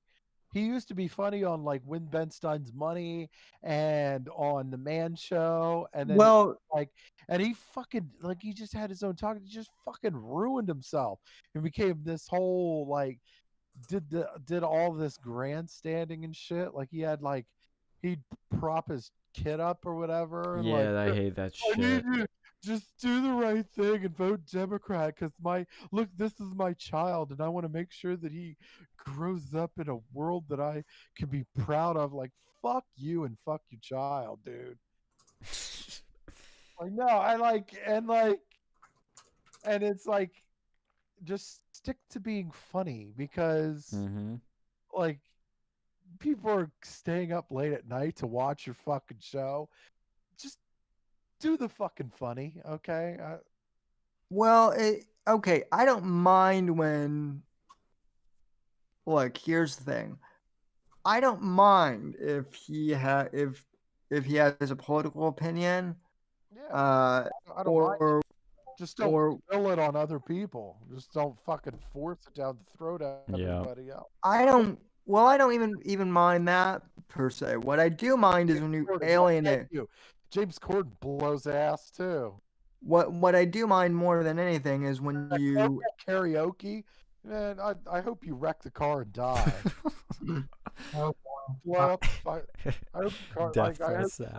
Not only do I hope you wreck the car and die, but I hope I hope you hit another car with another celebrity and they fucking die too. I will say the only carpool karaoke I actually like was the one he did with Paul McCartney, and that's kind of because Paul McCartney was running the show. But like usually it's like coordinated. He's like, look how trendy I am. I'm with this pop singer and I'm trying to sing. And I'm like, it's a good idea. Like the concept is good, but I just usually don't care about them.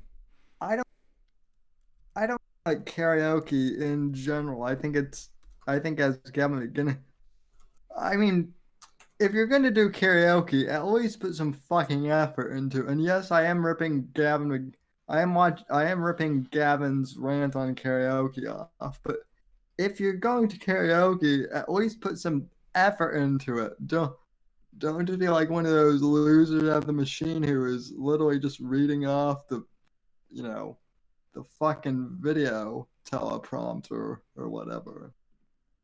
Yo, Portland's going crazy, by the way. Yeah, they're going to hell in a handbasket. No, like the protests right now. Holy shit. Yeah, they're just taking turns boning the fucking city.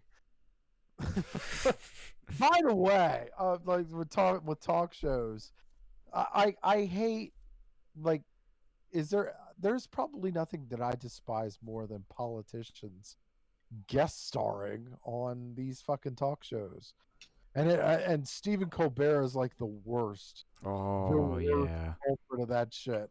Again on Late Night with Stephen Colbert, we have Adam Schiff. That's the last fucker I want to see on a talk show. Can you imagine Adam Schiff trying to be funny, trying to have fun? Yes, I can imagine him trying to be funny. He tries to be funny every day and fucking fails. Okay. No, not Colbert. I meant Adam Schiff. Yeah, no, yeah, him too. Oh, he does? He's a fucking joke. Every day he works, he's trying to be funny. Or he is funny, just in the wrong way. Trump colluded. I think we have evidence, but Joseph Young in your chat says, I wish Daniel Tosh ran all major newscasts. Yeah, I mean, I kind of feel like Dictator Phil should run all of the major newscasts. So look, yeah, I would be such a dick. I would be a royal dick. Like it'd be like there would be a terrible dude. I'd be pulling him to the back room. Like, what the fuck is this shit? Okay, I pay you good money. I think we. Yeah. Oh, and by the way, look, I know I'm like totally jumping from topic to topic here. Yeah. No, it's fine. No, like, why are here's my question to Jimmy Kimmel and Stephen Colbert and Lily Singh. Oh god, she might be the worst. Why aren't you funnier?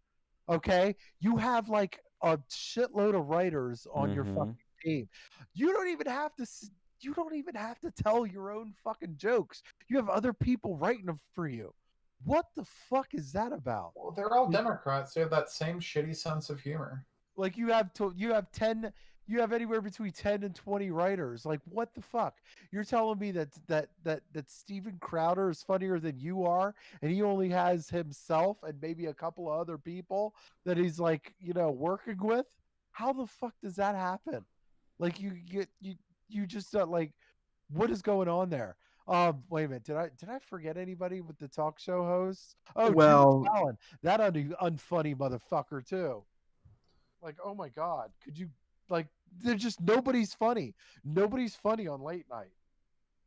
See, that's why I said Fallon needs to have his fucking show on there. At least he'd have some interest. By the way, yes, Craig Ferguson was a fantastic host.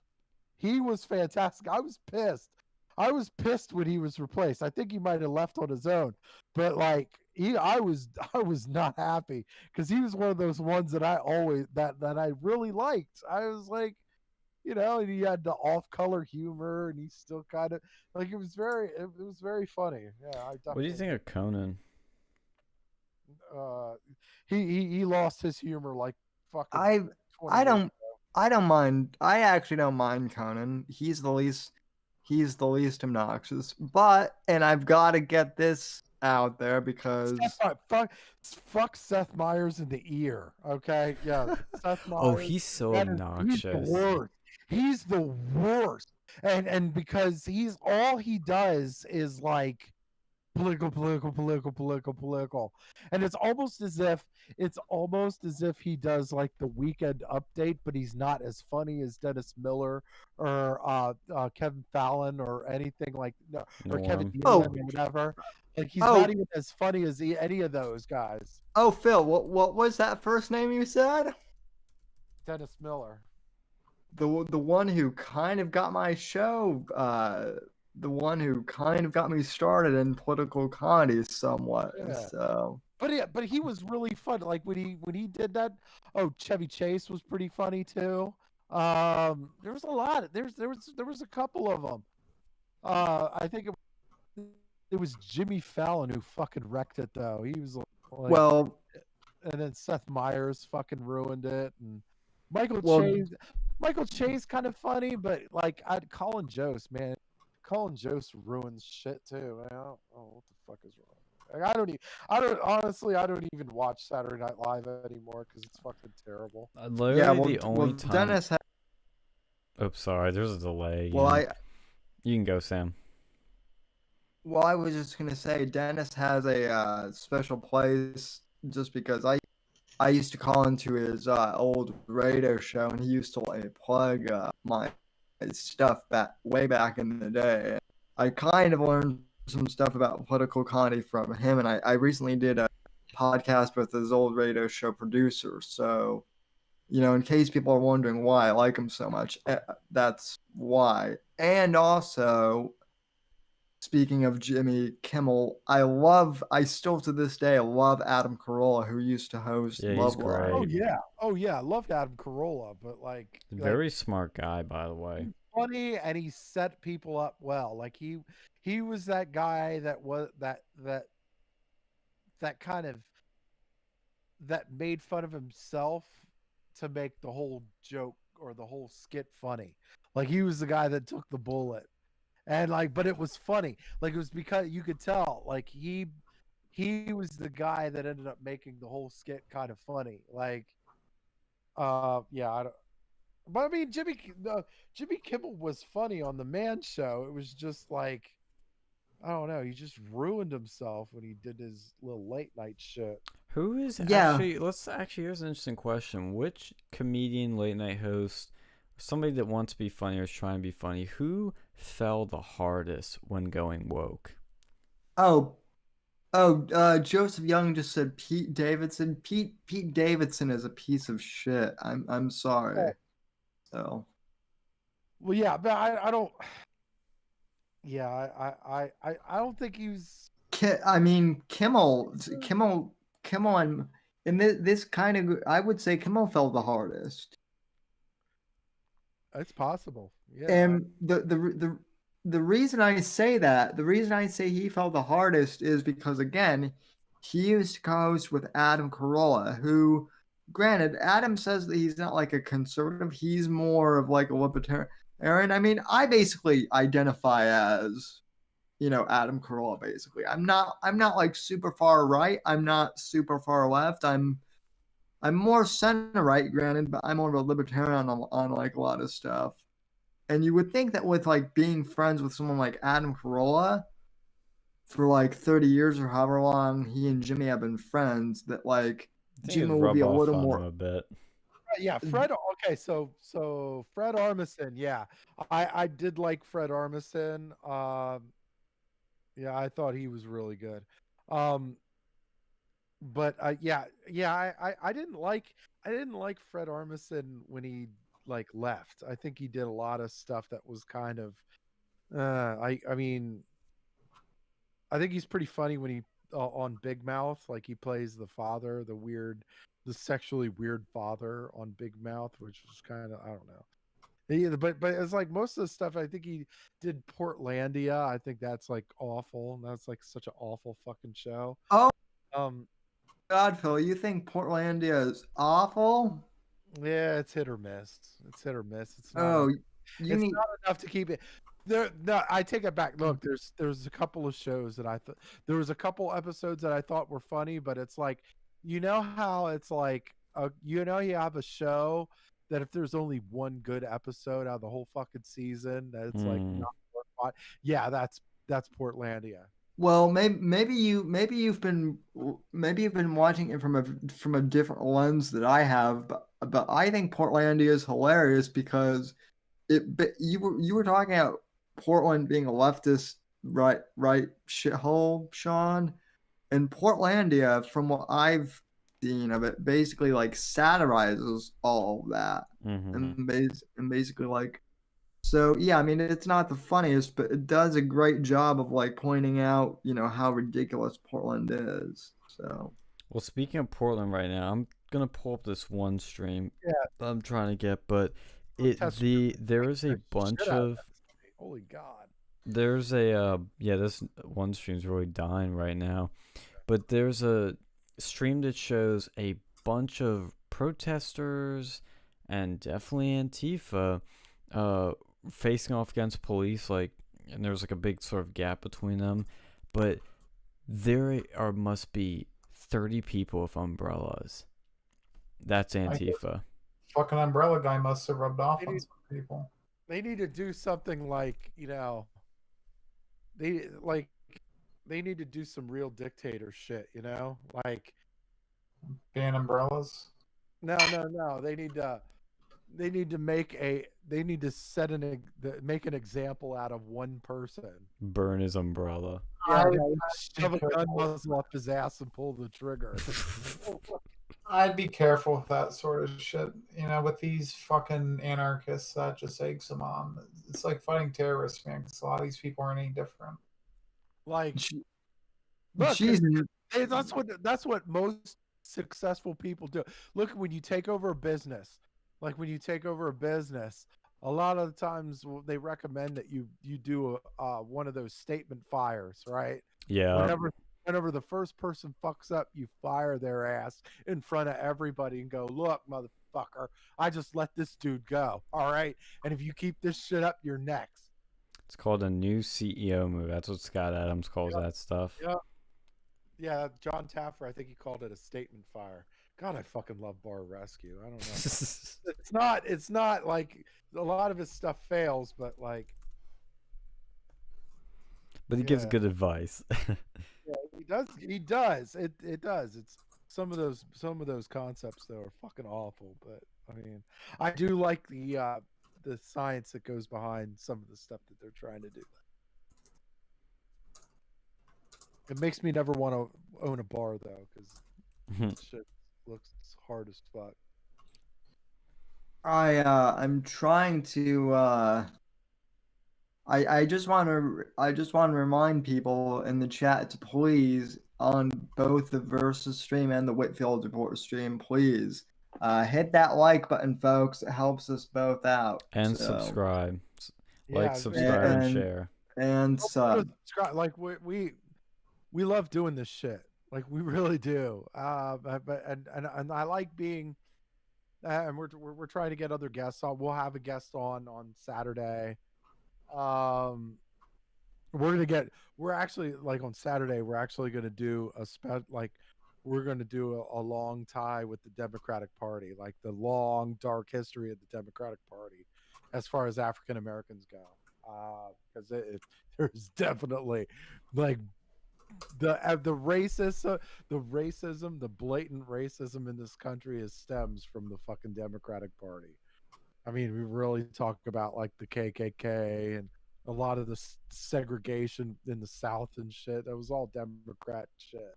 Like, and we'll go into detail on Saturday. So that's just a little taste, whatever. Teaser. Hey, Yeah. 9 more subs and we get 200. Yeah, guys, if you bump those numbers up, we break the algorithm more, and the truth gets out more to people out there. I need help getting my channel past 640 subs. I need to get to 5. I need to get to 700. And yes, I know I'm further ahead than the Versa guys, but and I don't want to jump too many topics, but I have you guys known that your channel has tanked since the COVID stuff in terms of like subs and numbers and We did dip a little, dip a little bit. That's related probably to the fact we don't have an actual radio show anymore. And well, also Yeah. we weren't getting the high caliber guests we usually were getting. Yeah, that's most. Well, I think we got a lot of those guests because they probably saw that we had the radio show, and like everyone has a podcast. How many people actually do a fucking radio show? Exactly. I've actually like because we had I liked it when we had Donnie on because like she was pretty cool. Like I'm like getting these up and coming personalities because it's like some of these people, they're, especially when they're getting red pilled or whatever, like they tend to not like they don't get as much exposure. They don't get much yeah, that too, but like that was one of those people that like I was trying to tell them about like the Black history that they don't teach in the schools, and they don't teach in they don't show you in the media, and you even go to like tours. You even go tours in like Montgomery, Alabama, or whatever. Like they don't have that. They don't teach you that shit. Like you don't see the word Democrat on any of that shit. Like they're trying to wipe all that shit out completely. Like we can't be having that shit. Joseph Young, I will send you the link. I will send Sean the link to my stream in the Discord so he can paste it for you guys. Or Sean, if you left click on my avatar in the chat, that's how you can mod me. So let me see. and then I can post stuff. Hey Ash, what's that Risk of Rain 2? I assume it's a game of some variety. I can put you in timeout, Sam. How about that? Oh, screw you. I just found these new features. I'm like, oh, this is fabulous. Well, somebody said, Twitter, Ash says Twitter check marks doxing people they see with umbrellas. Laugh my ass off. Yeah, pretty much. We're going after, on Twitter, people are going after the umbrella people. Liked and subscribed from Ash. Thank you very much. Really appreciate it. Every little bit counts. And you'll stay up to date if YouTube doesn't shadow ban when we start streaming and shit. You should get in your feed when we're streaming so you can hop on these next. And I'll put Sam's shit in the description because it definitely deserves to be there. Y'all in the background, that's what Alex is talking about. See how it is bright as day at 11 p.m. If more people could see the stars, I think they'd have other things to talk about. Yeah, it's actually true. Wow, I see, Sean, and not to get too off topic, but I see you put my Medium profile in the, I put everything. Which I appreciate. I'm gonna, what I'm gonna do? I've got to I've got to update my site. I'm gonna put like a Friends of the Whitfield report, and you guys are going to be like the first page on there on the Friends Club. or the first section. So, you guys make me so happy. Yes, saying we would like it. I'll have to check. I'll have to check that. I'll have to check that shit out though. The rain, Risk of Rain. Yeah, what is it? Is that a video game or is that a movie? I'm pulling up. Let me see what I think it's a game, maybe. It's definitely a game. You won't be watching a game and watching it. We're watching a podcast at the same time. I am such a Goomba because like I'm all into like simple 8-bit games. I'm like I'm into like I'm into like Minecraft. And I have a I have a Nintendo Switch and I have a Nintendo 3DS. Oh, so I could get the old school Nintendo game. That is all I get. The only newer games I get are the only Oh, shoot. Mario Kart. Or Hey, Mario- Amethyst, thanks for joining the stream. So also thanks to James. Thanks also to Joseph Young for subscribing. I thought you were gonna So- say James Allsup for a second. I was like, whoa, okay. No. Oh no. Jimmy does not like me anymore. So Really? Did Jimmy Boy know you? You have a falling out. Break up. I interviewed. Now listen. I will say that this was. Well, I wouldn't even say a script. You know what? Because it wasn't at the time. I interviewed James Allsup back in the day when he got hit in the head by Antifa at the night, at the Night for Freedom or whatever. He seemed like a pretty normal guy at the time. And I had him on the show, and we talked mainly about like the new right at that point, and kind of YouTube, and how like YouTube was a great platform at the time for so like this is way back when, right? Because YouTube was still somewhat decent. And then like as soon as he jumped on Richard Spencer's private, I'm trying to be good, but as soon as he started getting close to Richard Spencer and kind of sucking up to him, I kind of went silent. And then Richard Spencer, once he became prominent, like I basically wrote like a piece on Richard Spencer on my website, basically condemning Richard Spencer, and then all of a sudden like started mocking me on Facebook, and like basically like saying like all sorts of nasty stuff. So yeah. And Joseph Young, we'll be streaming at around 11 on Saturday, probably. It seems to be our usual time. Yeah, it's going to be our time. Yeah, I'm looking. I'm excited for that one too, because it's like I really want to dig into the weeds of like how dirty, like because people don't look. People don't know how shady the Democratic Party is. Like they just don't know. Like they're just you'll never hear that shit on CNN or MSNBC or any of the fucking news outlets, like because they don't care. They likely won't even say that shit on Fox News either. Like it's just like it's so egregious, like how fucked up of a history that these guys have had, and how it was the Republicans that really kind of pulled us out of that dirty fucking past. Like Republicans have been repeatedly the liberators of pretty much everybody. Like, and there's no shame really in interviewing James Allsup, Sam, because at the time he was what you thought he was, and you couldn't have known any better.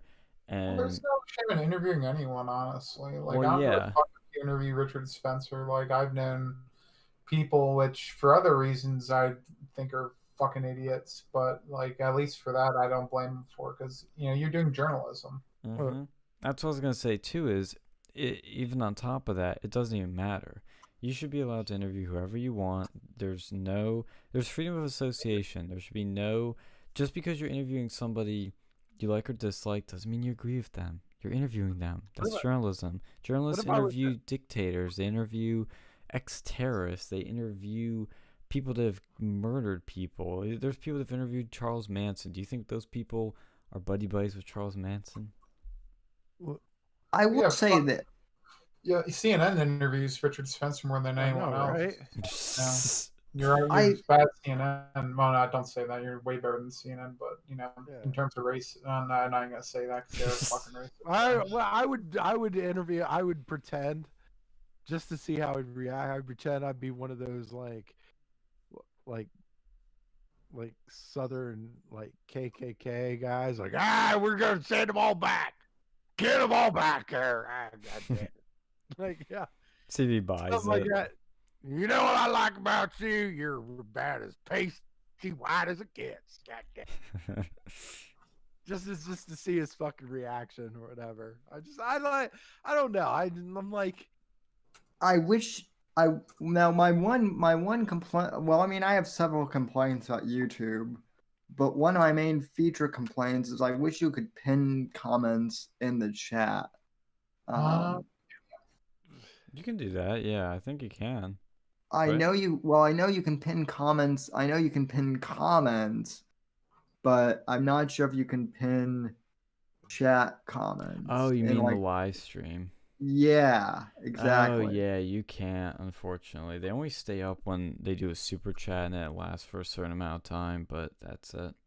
Maybe some people should send us super chats. There you go. There's a solution. Give us money. Well, well, speaking of that, if you would like to donate, and it's not mandatory, but streamlabs.com/the Whitfield report, $2 TTS. So, which I don't, people love to do that, and then write horrible, nasty, often dirty things in my chat. So oh, we're back live here. Shit, let's see. I actually almost tried Streamlabs tonight, but I still need to fiddle with it a little bit more. But it looks like, okay, what is that thing on Streamlabs in the default view in the middle? Is that like a thing for the chat on there that automatically loads it? I guess. Because there's a thing at the top that shows your preview. The bottom has all your controls, and in the middle, I think it said like not mini player, but it said something. Oh, I'll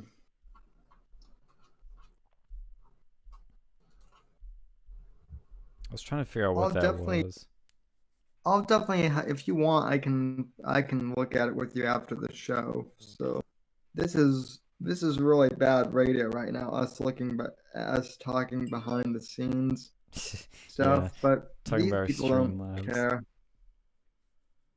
Well, it's been catching on. That software's been has gotten pretty popular recently. Oh, Minifeed, that's what it's called.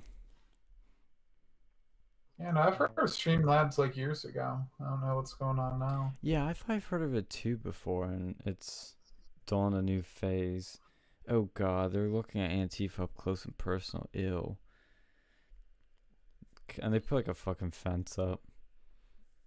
Cops are just standing there like, yeah, don't fuck with us. they're gonna interview the leader of Antifa from his mom's basement.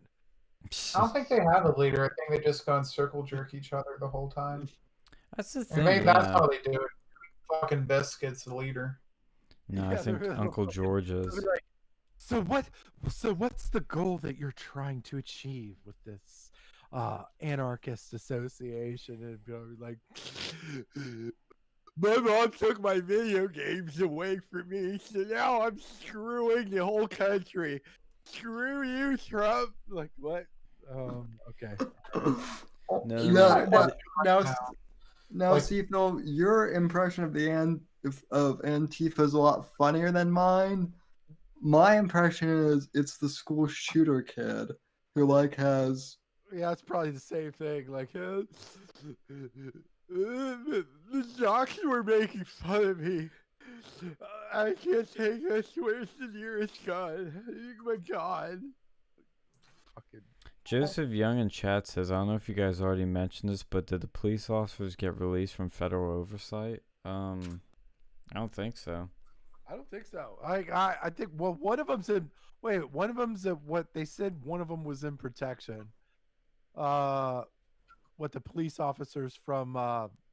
Is he talking about the police officers from the ones that killed the fucking dude? Or I assume so, yeah.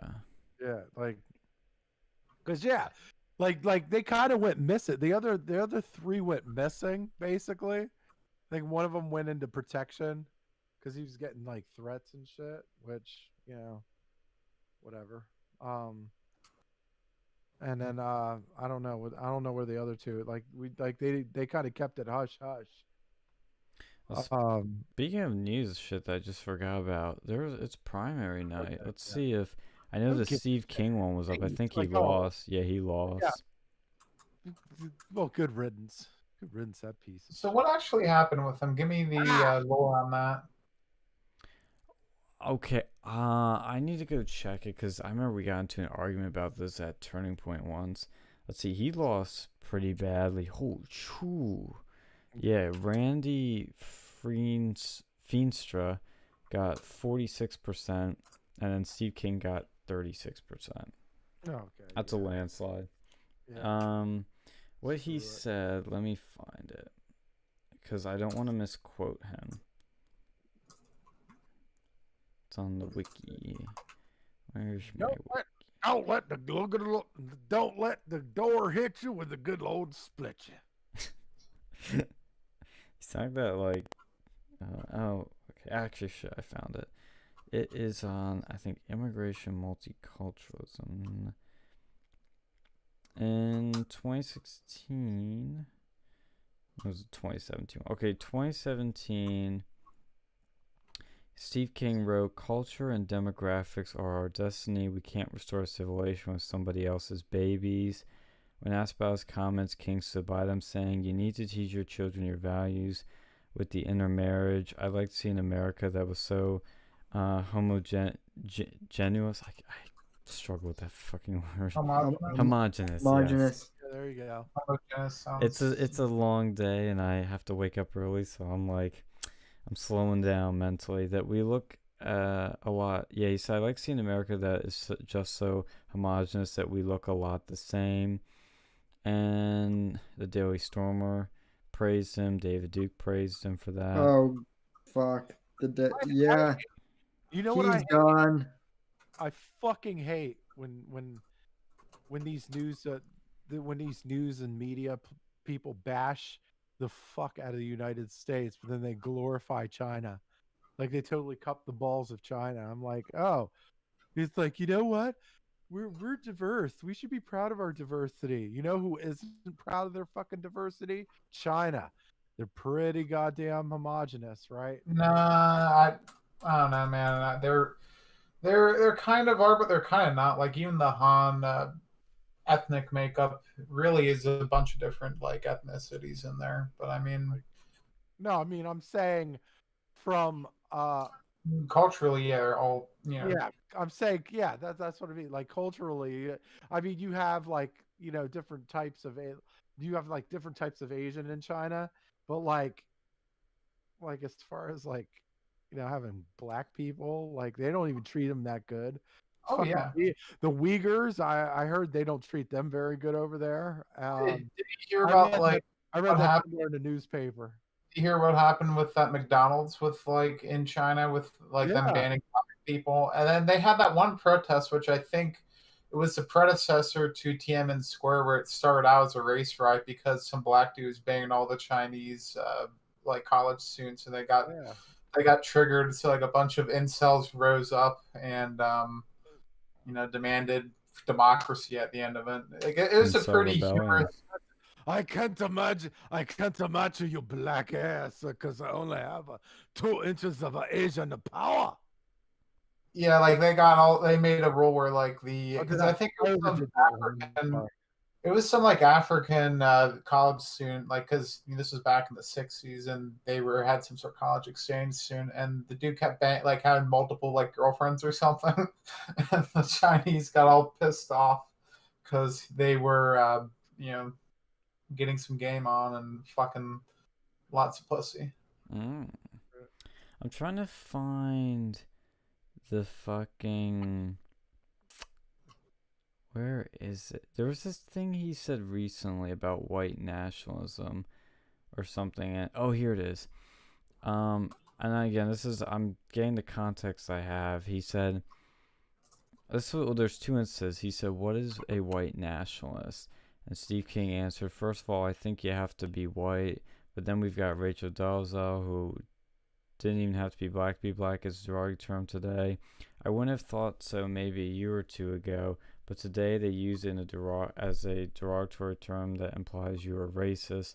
That's the bottom line for that. In 2019, he then said, "White nationalist, white supremacist, Western civilization. How did that language become offensive? When did I sit in classes teaching me about the merits of our history and our civilization?"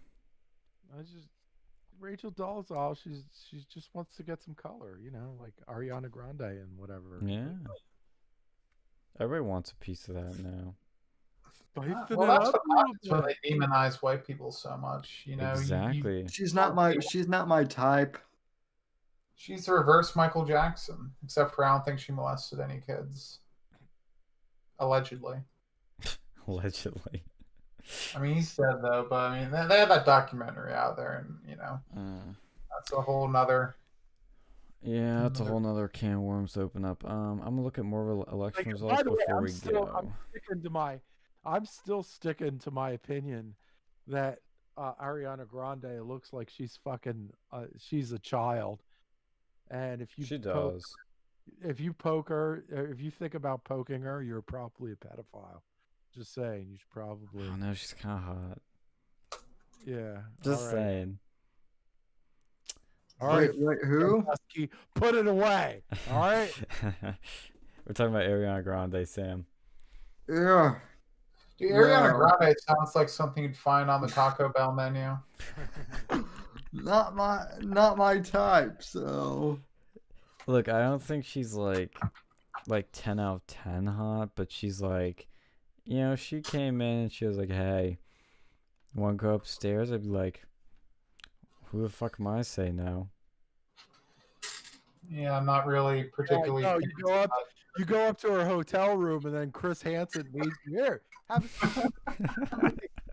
I have to say that. Holy shit.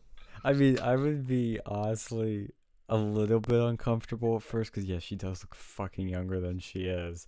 But I'd be like, "God damn it, this is hard. Can you show me some ID?" You're probably like, "I want you to slick your hair back so you look even younger." You know what I would say actually is I would first ask her for some ID before we go any further, just to be safe.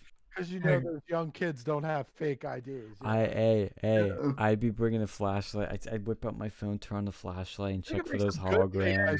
Now too, man. They got. Oh really? They go to the liquor store. They can buy that shit, man. They're smart. Or they just steal one or borrow one. Well, we know somebody that had one. Yeah, my fucking cousin had one of those. That's bullshit. Your president? My cousin. Cousin. And see people laugh at me for liking women who are in their 30s or late 20s. So late 20s is one thing. 30s is kind of pushing it. But then again, I'm 22. You're older than me, right? What are you, like 25? Yeah. Yeah. So, I could see it. You lucky motherfucker over there with your cheap car insurance. Yeah, once you're below 25, you get fucked with that. But I don't even drive though, so. I thought, that's true. Based cripple man over here.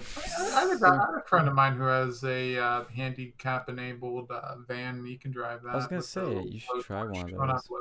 I have one, but getting tested to drive for one of those is, first of all, you have to get tested, and this is another thing where the federal government, the bureaucracy in this country is, even in Florida, is fucking excruciating. So you have to take a whole test, which costs $600 to take out of pocket, and then to retrofit a van and all of that is another thing. So I am literally waiting until self-driving cars become a thing, which is Florida is the Australia, the United States.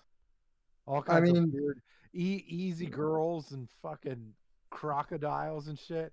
Psh, Cry me, mate. You get nutty people in there too, man. Well- nutty guys, nutty girls. Well, to be fair, I mean, there are lots of Australian chicks that I love, but that's all. This podcast is going in a whole nother Yeah. direction. No, I think us or not Australia, fucking Florida represents probably America the most of any state. well, hot I'd say I mean- Texas. I mean, Texas, so. I don't know. Well, like no, it's just like you have like there is a lot of Republicans and Democrats and just strange, crazy shit. Like it just seems so interesting. Like it's probably one of the most politically diverse states out there. That's why it's a swing state. We have a It's literally a swing state. Yeah, that's It's what I swing mean. and politics up there. Yeah, I'm looking at the results from PA for the primary we just had, and for the Democrat side for president, with 70% reporting Biden got 77% of the vote, Bernie still got 20%. And you want to know who came in third? Jeb Bush. That'd be funny. And you've probably forgotten that this person is still in the race. Tulsi Gabbard with a powerful 3.8%. There you She go. dropped out. There No, you she go. never did. I don't know I thought- why. She's wasting her time and money. Hold on, let me look this She's up. hoping. She's hoping that he like. I think she's hoping that Joe Biden keels over or something. Oh, and she just scoops Like it I'm up. thinking, like, oh, look, yeah. She's hoping that both of those old farts fucking keel over. And then No, like, she oh my dropped God, out. we win. She Oh, did she drop did out. drop out. She I'll did. post that. Yeah, Yeah, post she that endorsed shit. Biden. 8th congressional district. Which Wait. Tulsi endorsed Biden. she would. Yeah, she fucking would. I Oh, never liked her. She's ew. so overrated. Oh, God. I think she was probably, if there would be one of the Democrats I had to go and deal with, I would have dealt with her. Like, she seems the least, I don't know, fucking She insane. is, and that's because she's more. She's At least she more wants to go moderate on tweet some things. against Twitter. What? Like that's one I saw her on Joe Rogan. She was talking about how she wants to fuck over like the tech companies, and like I agree with her on that. Yeah, but I feel like, well, how would she, of all people, do that? Oh, you had to get elected first, so she wouldn't. Yeah, exactly. But if she did, I think she might. Nah, I don't know. I mean, 'Cause when Twitter you're the fucked with her. president, you don't have a lot of power over those tech companies. The only thing you could do is enforce existing laws, but you need to get shit through Congress. Same way that any other candidate would do it. Well, that's the thing. It's like a president's really only as good as his Congress in many ways, and Trump got fucked over in his first couple of years because of Paul Ryan not doing anything really to help with immigration and healthcare. I mean, then you had John McCain be a spoiler vote with Obamacare repeal. It's people act like Trump can just do things. He can't. He literally can't. Even if you wish he could. But see, oh shit, something's happening in Portland. People are running. Where are people running? Let me turn on the volume here a bit. Yeah, Portland. Yeah, it's some people were throwing water bottles at the cops and shit. Shoot them in the face. Fuck it. I don't understand. Shit. Fireworks. Literal fireworks. Well, what I don't understand over here is like, if how many of these people are actually legitimately protesting at this time? Because I don't think there's very many. I think these are just rioting. Because Well, during the day, it's protests. At night, it's riots. yes, all these fuckers should, they need to be fucking like stopped. These people need to be identified. These people need to be fucking arrested. This isn't protesting at this time of night. You're just straight up fucking rioting and looting. Yeah, they were throwing smoke bombs, it looks like, and fireworks at police. That's why they threw shit back. It's in the feed. The last one I posted. You What know they what? need to do over here too is go to the fucking fireworks distributors and start like looking at fucking names and matching up for who's Oh, over cops here. are coming down. More cops. Yo, it's getting lit. Yeah, bunch of cops coming. Oh, fucking ad came up. Ad blocker. The ad major in me just can't do that. Shit, I closed the window by accident. Urgh. Sorry, guys. What's wrong with that dude's camera? It just keeps like going all like liney. Who? That camera, it keeps going all like liney whenever the fuck you move it. Whose camera? On the, I was watching the stream on YouTube. I don't know. Like that when they like it shakes or something, and like as soon as you move it, it just goes like fucking. Like, Was that the Coin 6? horizontal lines just start popping up. Which stream was that again? I don't remember. It was. Oh. I'm just saying it as I see it on the YouTube, so there's a little bit of a delay. Oh, okay. Yeah, I don't know. Shit. Well, when this comes back, I'll watch a little bit more, and then I gotta really go to bed because I gotta wake up early and do some phone calls. Oh, there you go. Working as a sex operator. In the I phone am. lines. Pimping it out. All right, back on the scene. All right, what's going on? Oh shoot, Eric P is in my chat. Eric, Penis. Eric, what's going on? Man, Eric is my one Portland liberal that I absolutely love. He and I agree on probably, well, politically we hardly agree on anything. In terms of rock music, we agree on almost everything. And yeah, damn, Eric, I am surprised you even found my streams, considering that YouTube basically censors everything. You know, the one thing I will say actually about my job that I have right now, it taught me something really actually that not a lot of people kind of think about. You know, when we talk about third parties happening, dude, the amount of data that the main parties have is immense. Immense. And it's sophisticated in how they use it to target voters. Third parties have none of that shit. Yep, that's one of the reasons why they lose. I mean, like, especially like you're talking about like libertarians, really don't have a fucking identity at all. They're kind of all over the place. Mm-hmm. It's really hard to kind of pinpoint who the fuck they are, like, much less getting behind them.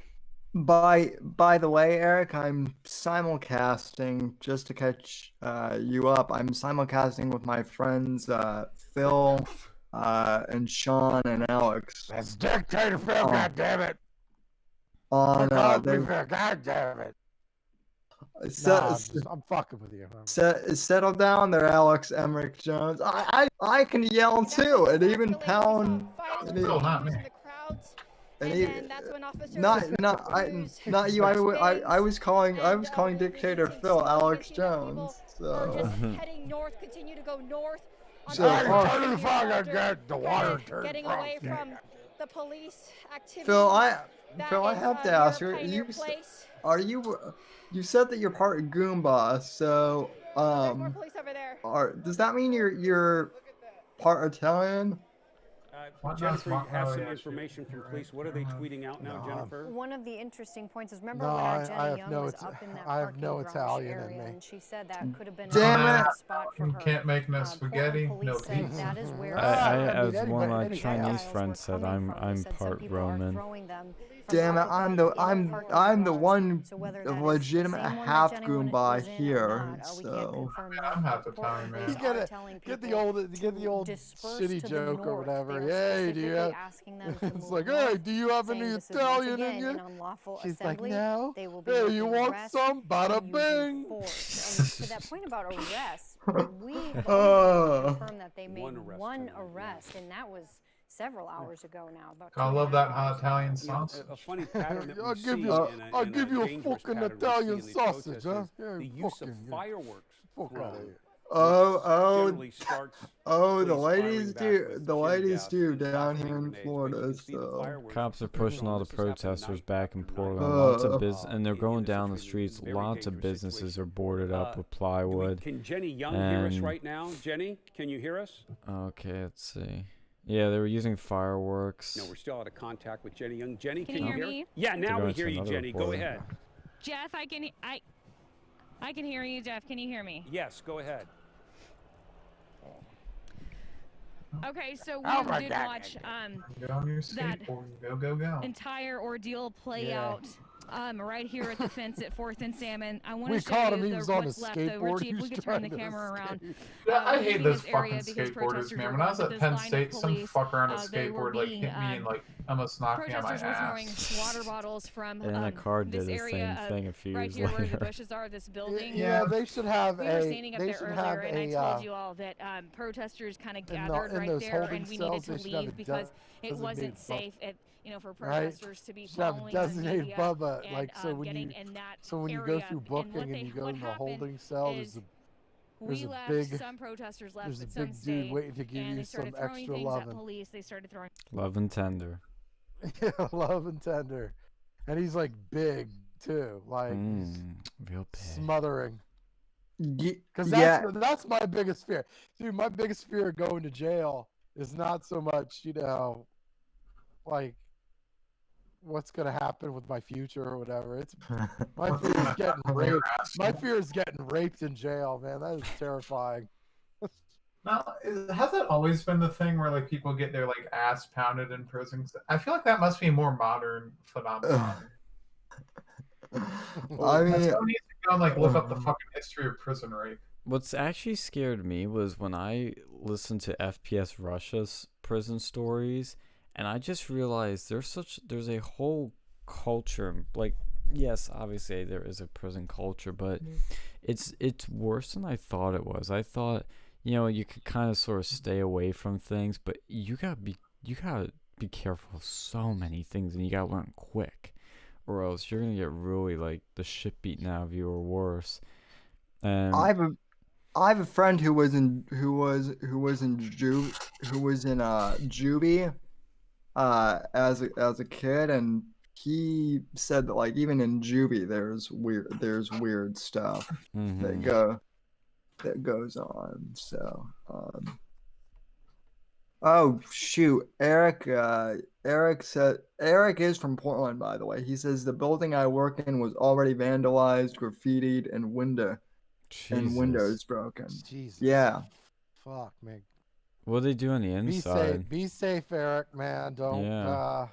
He says he's teleworking this week. So yeah, thank God you are, Eric. I would telework as long as you possibly could. Yeah. Dude, first people were remote working for coronavirus. Now they're remote working because their fucking shop was burned down by Antifa.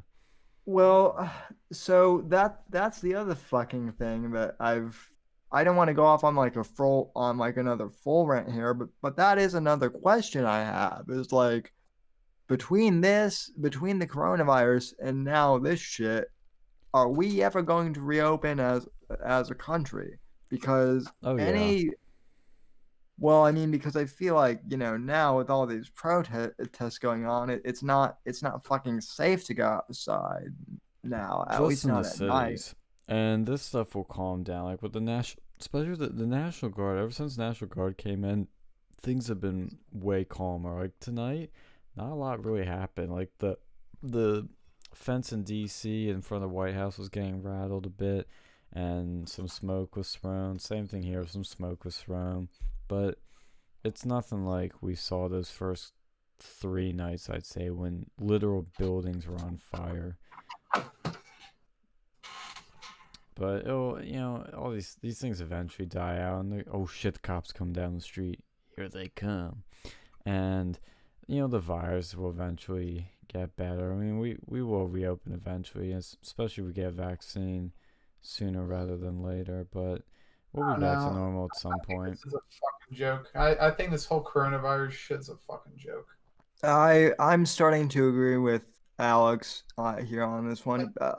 If you can fucking protest in the streets like this with no fucking headgear on other than to protect your identity, you know, it doesn't fucking matter at this point. Unless we see like 10,000 deaths as a result of people, you know, not heating social we don't distance. know yet. It hasn't been 2 weeks, so we'll see. And that'd be some irony if they get coronavirus. But I mean, we're not gonna know that for a while, and that'll say something then about it. Well, it's not even if they get the fucking virus, it's if they die from it. Because if they just get like a little cough, like who gives a shit? Well, again, the problem with the virus, even when it infects young people, is you can spread to old people who do die, and you could have long-term consequences of this virus, even as a young person. That's still unknown. All right, those old people can go and like wear a fucking mask or something. Yeah, nursing homes, quarantine. Yeah, I think that's how we need to move forward, is old people stay locked up and young people stay away from them. So it should have been from the beginning. Like, the problem over here, there's a lot of you said could, shoulda, would've. I mean, we're learning. Like, when we did the right thing when we could. That's how, you know, management works, is you make the best decision with the information you had. And, well, that's what we had at the time. I don't know. How come Japan only had 850 people die from the fucking coronavirus? Well, I don't know. Could be a lot of reasons. Might not have gotten there. They're opening up. They're right next to China, and they're opening up now. Well, and they have way more old people than we do, and they have roughly the same population that we do. They might have shut their borders down. I don't know. I mean, I really don't know. You can't compare them that easily. You just gotta look for why are the numbers low? What do they do differently? Their climate could be another thing too. I mean, again, the reason Florida's doing good, I think, in a lot of the southern states, it's not really because it's Republican run. It's because it's a warm climate with lots of UV rays, and I think that helps kills it. Well, I mean, like for Florida in particular, right? We do have a lot of old people. Yeah. Like and unfortunately, they're getting it bad. You know, there's no way around it. But our governor Ron DeSantis has pretty much said, you know, look, if you don't think you have any symptoms, if you're not, you know, displaying any, don't worry, you know, be cautious, wear a mask, but, you know, don't, you know, panic, and don't. I think that's the other thing, is a lot of people when this started were panicking, and that's the worst thing you can do in any situation. So. Well, I think the one good thing is that we were safe rather than sorry, and now that the curve is flattened, you know, I think you'll see some cases come out of these protests, but I don't think you'll see actually that many, only because what we've done has flattened the curve. It worked. But Ash B says in chat that his landlord, or he's working from, he's tutoring people physically, and he isn't making half of what he usually makes, but his landlord's very understanding, and if they weren't, he would be totally fucked. Yeah, that's the worst thing, is doing rent every month during this. Yeah, no. I know some states, they have that unemployment shit. And, like, I think even in PA, like, I know there's one way you can apply for it, where even if you still work, but you worked less, like your hours went down, you can apply for that.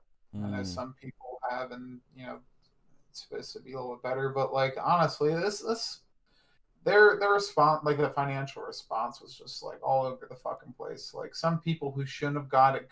Like, I think my grandparents are still waiting for their check. And then apparently they decided to go and just send out like cards for some reason instead of the checks, which doesn't make any sense. And people were throwing out these cards because, you know, it didn't have any markings on to let you know that this was from the government. So people thought it was one of those, like, the credit cards that they send you, so they just threw it out. So like, I don't know, man. I would think it'd be more expensive and difficult to produce a card than just to write a fucking check.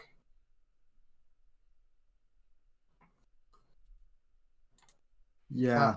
Makes any sense? Yeah, cops apparently did disperse tear gas in Portland to disperse the crowd.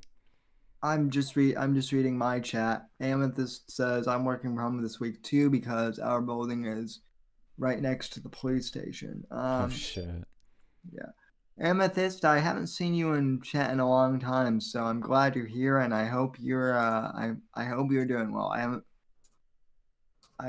I know that it's hard for for you to catch streams, but I always appreciate when you show up. So thanks. Yeah, we've got some OG listeners in the chat. So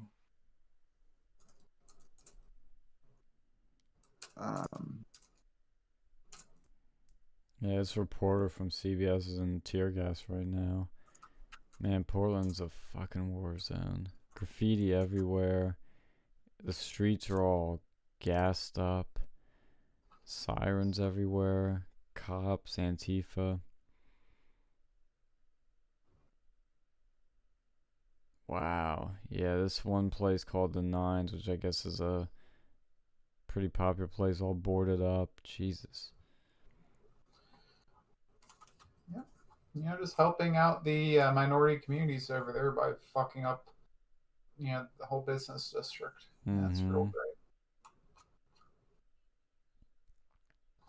Yeah, a lot more cops rolling in.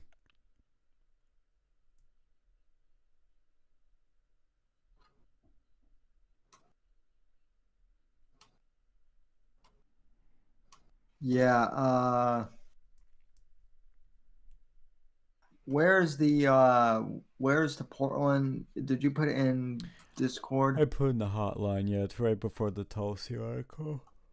Okay, I will copy that and put that on the watch screen. So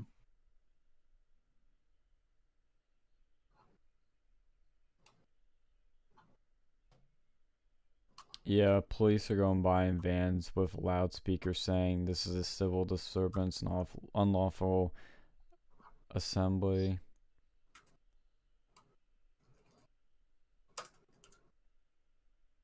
Telling people to leave.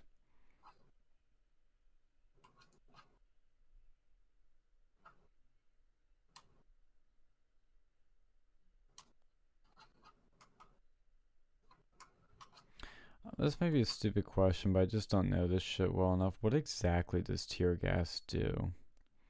It makes you fucking cough and hack up a lung, and it just makes you want to get the fuck out of there. Did Phil leave? Yep. Oh damn! There's an ad. Yeah, I know. That's what's been annoying about this stream. Sometimes it stops for a while, and if you refresh the page, they just threw tear gas.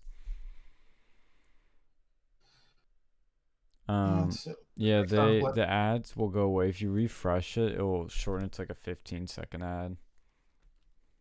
I got like an 8-second ad. Oh, yeah, even better. What were we saying, Alex?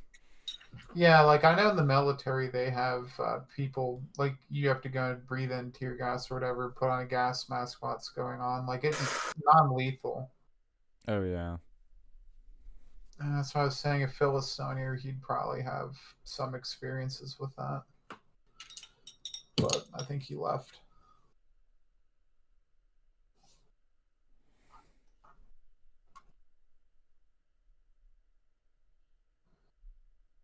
Just a decent way to go and disperse a crowd without harming them for crowd control.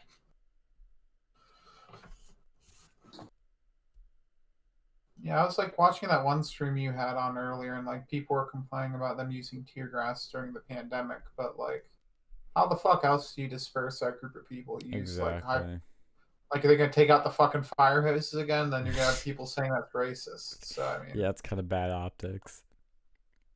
I mean, they both kind of do the same sort of thing. Oh, Ashby says the Nines is a luxury hotel. Yeah, makes sense why they board it up then.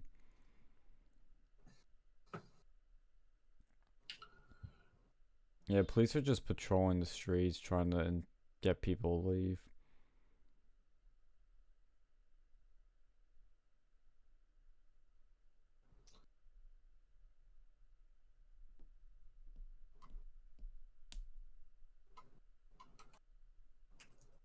Yeah, they dispersed the crowd. Yeah. Well. Oh shit, is there something I have in here? Oh shit, fireworks! Yo, officers going after him. Oh yeah, I noticed that. Tear gas. Gas, gas, gas. Gonna give him the gas tonight. It's a gas.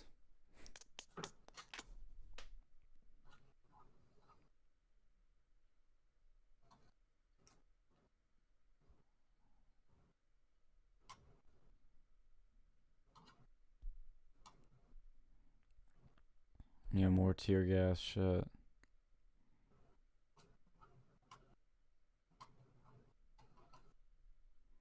God, this is just crazy time we're living in. Yeah, man. Stay safe, everyone out there. I'm not kidding. Yeah, don't go to cities. Especially at night.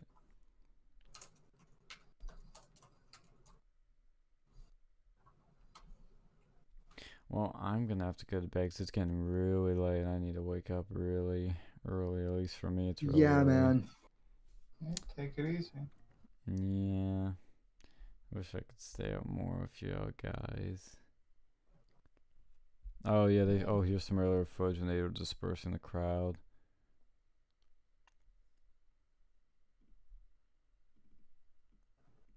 It looks like it's the daytime there. That's weird. I don't know. Actually, I think that was night. Oh, he said 6 Oh o'clock. yeah. Oh yeah, maybe that's the lighting. I don't know. Yeah.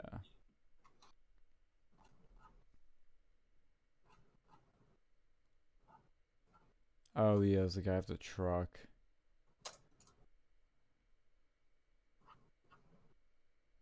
They threw a bunch of firecrackers and the cops come down here.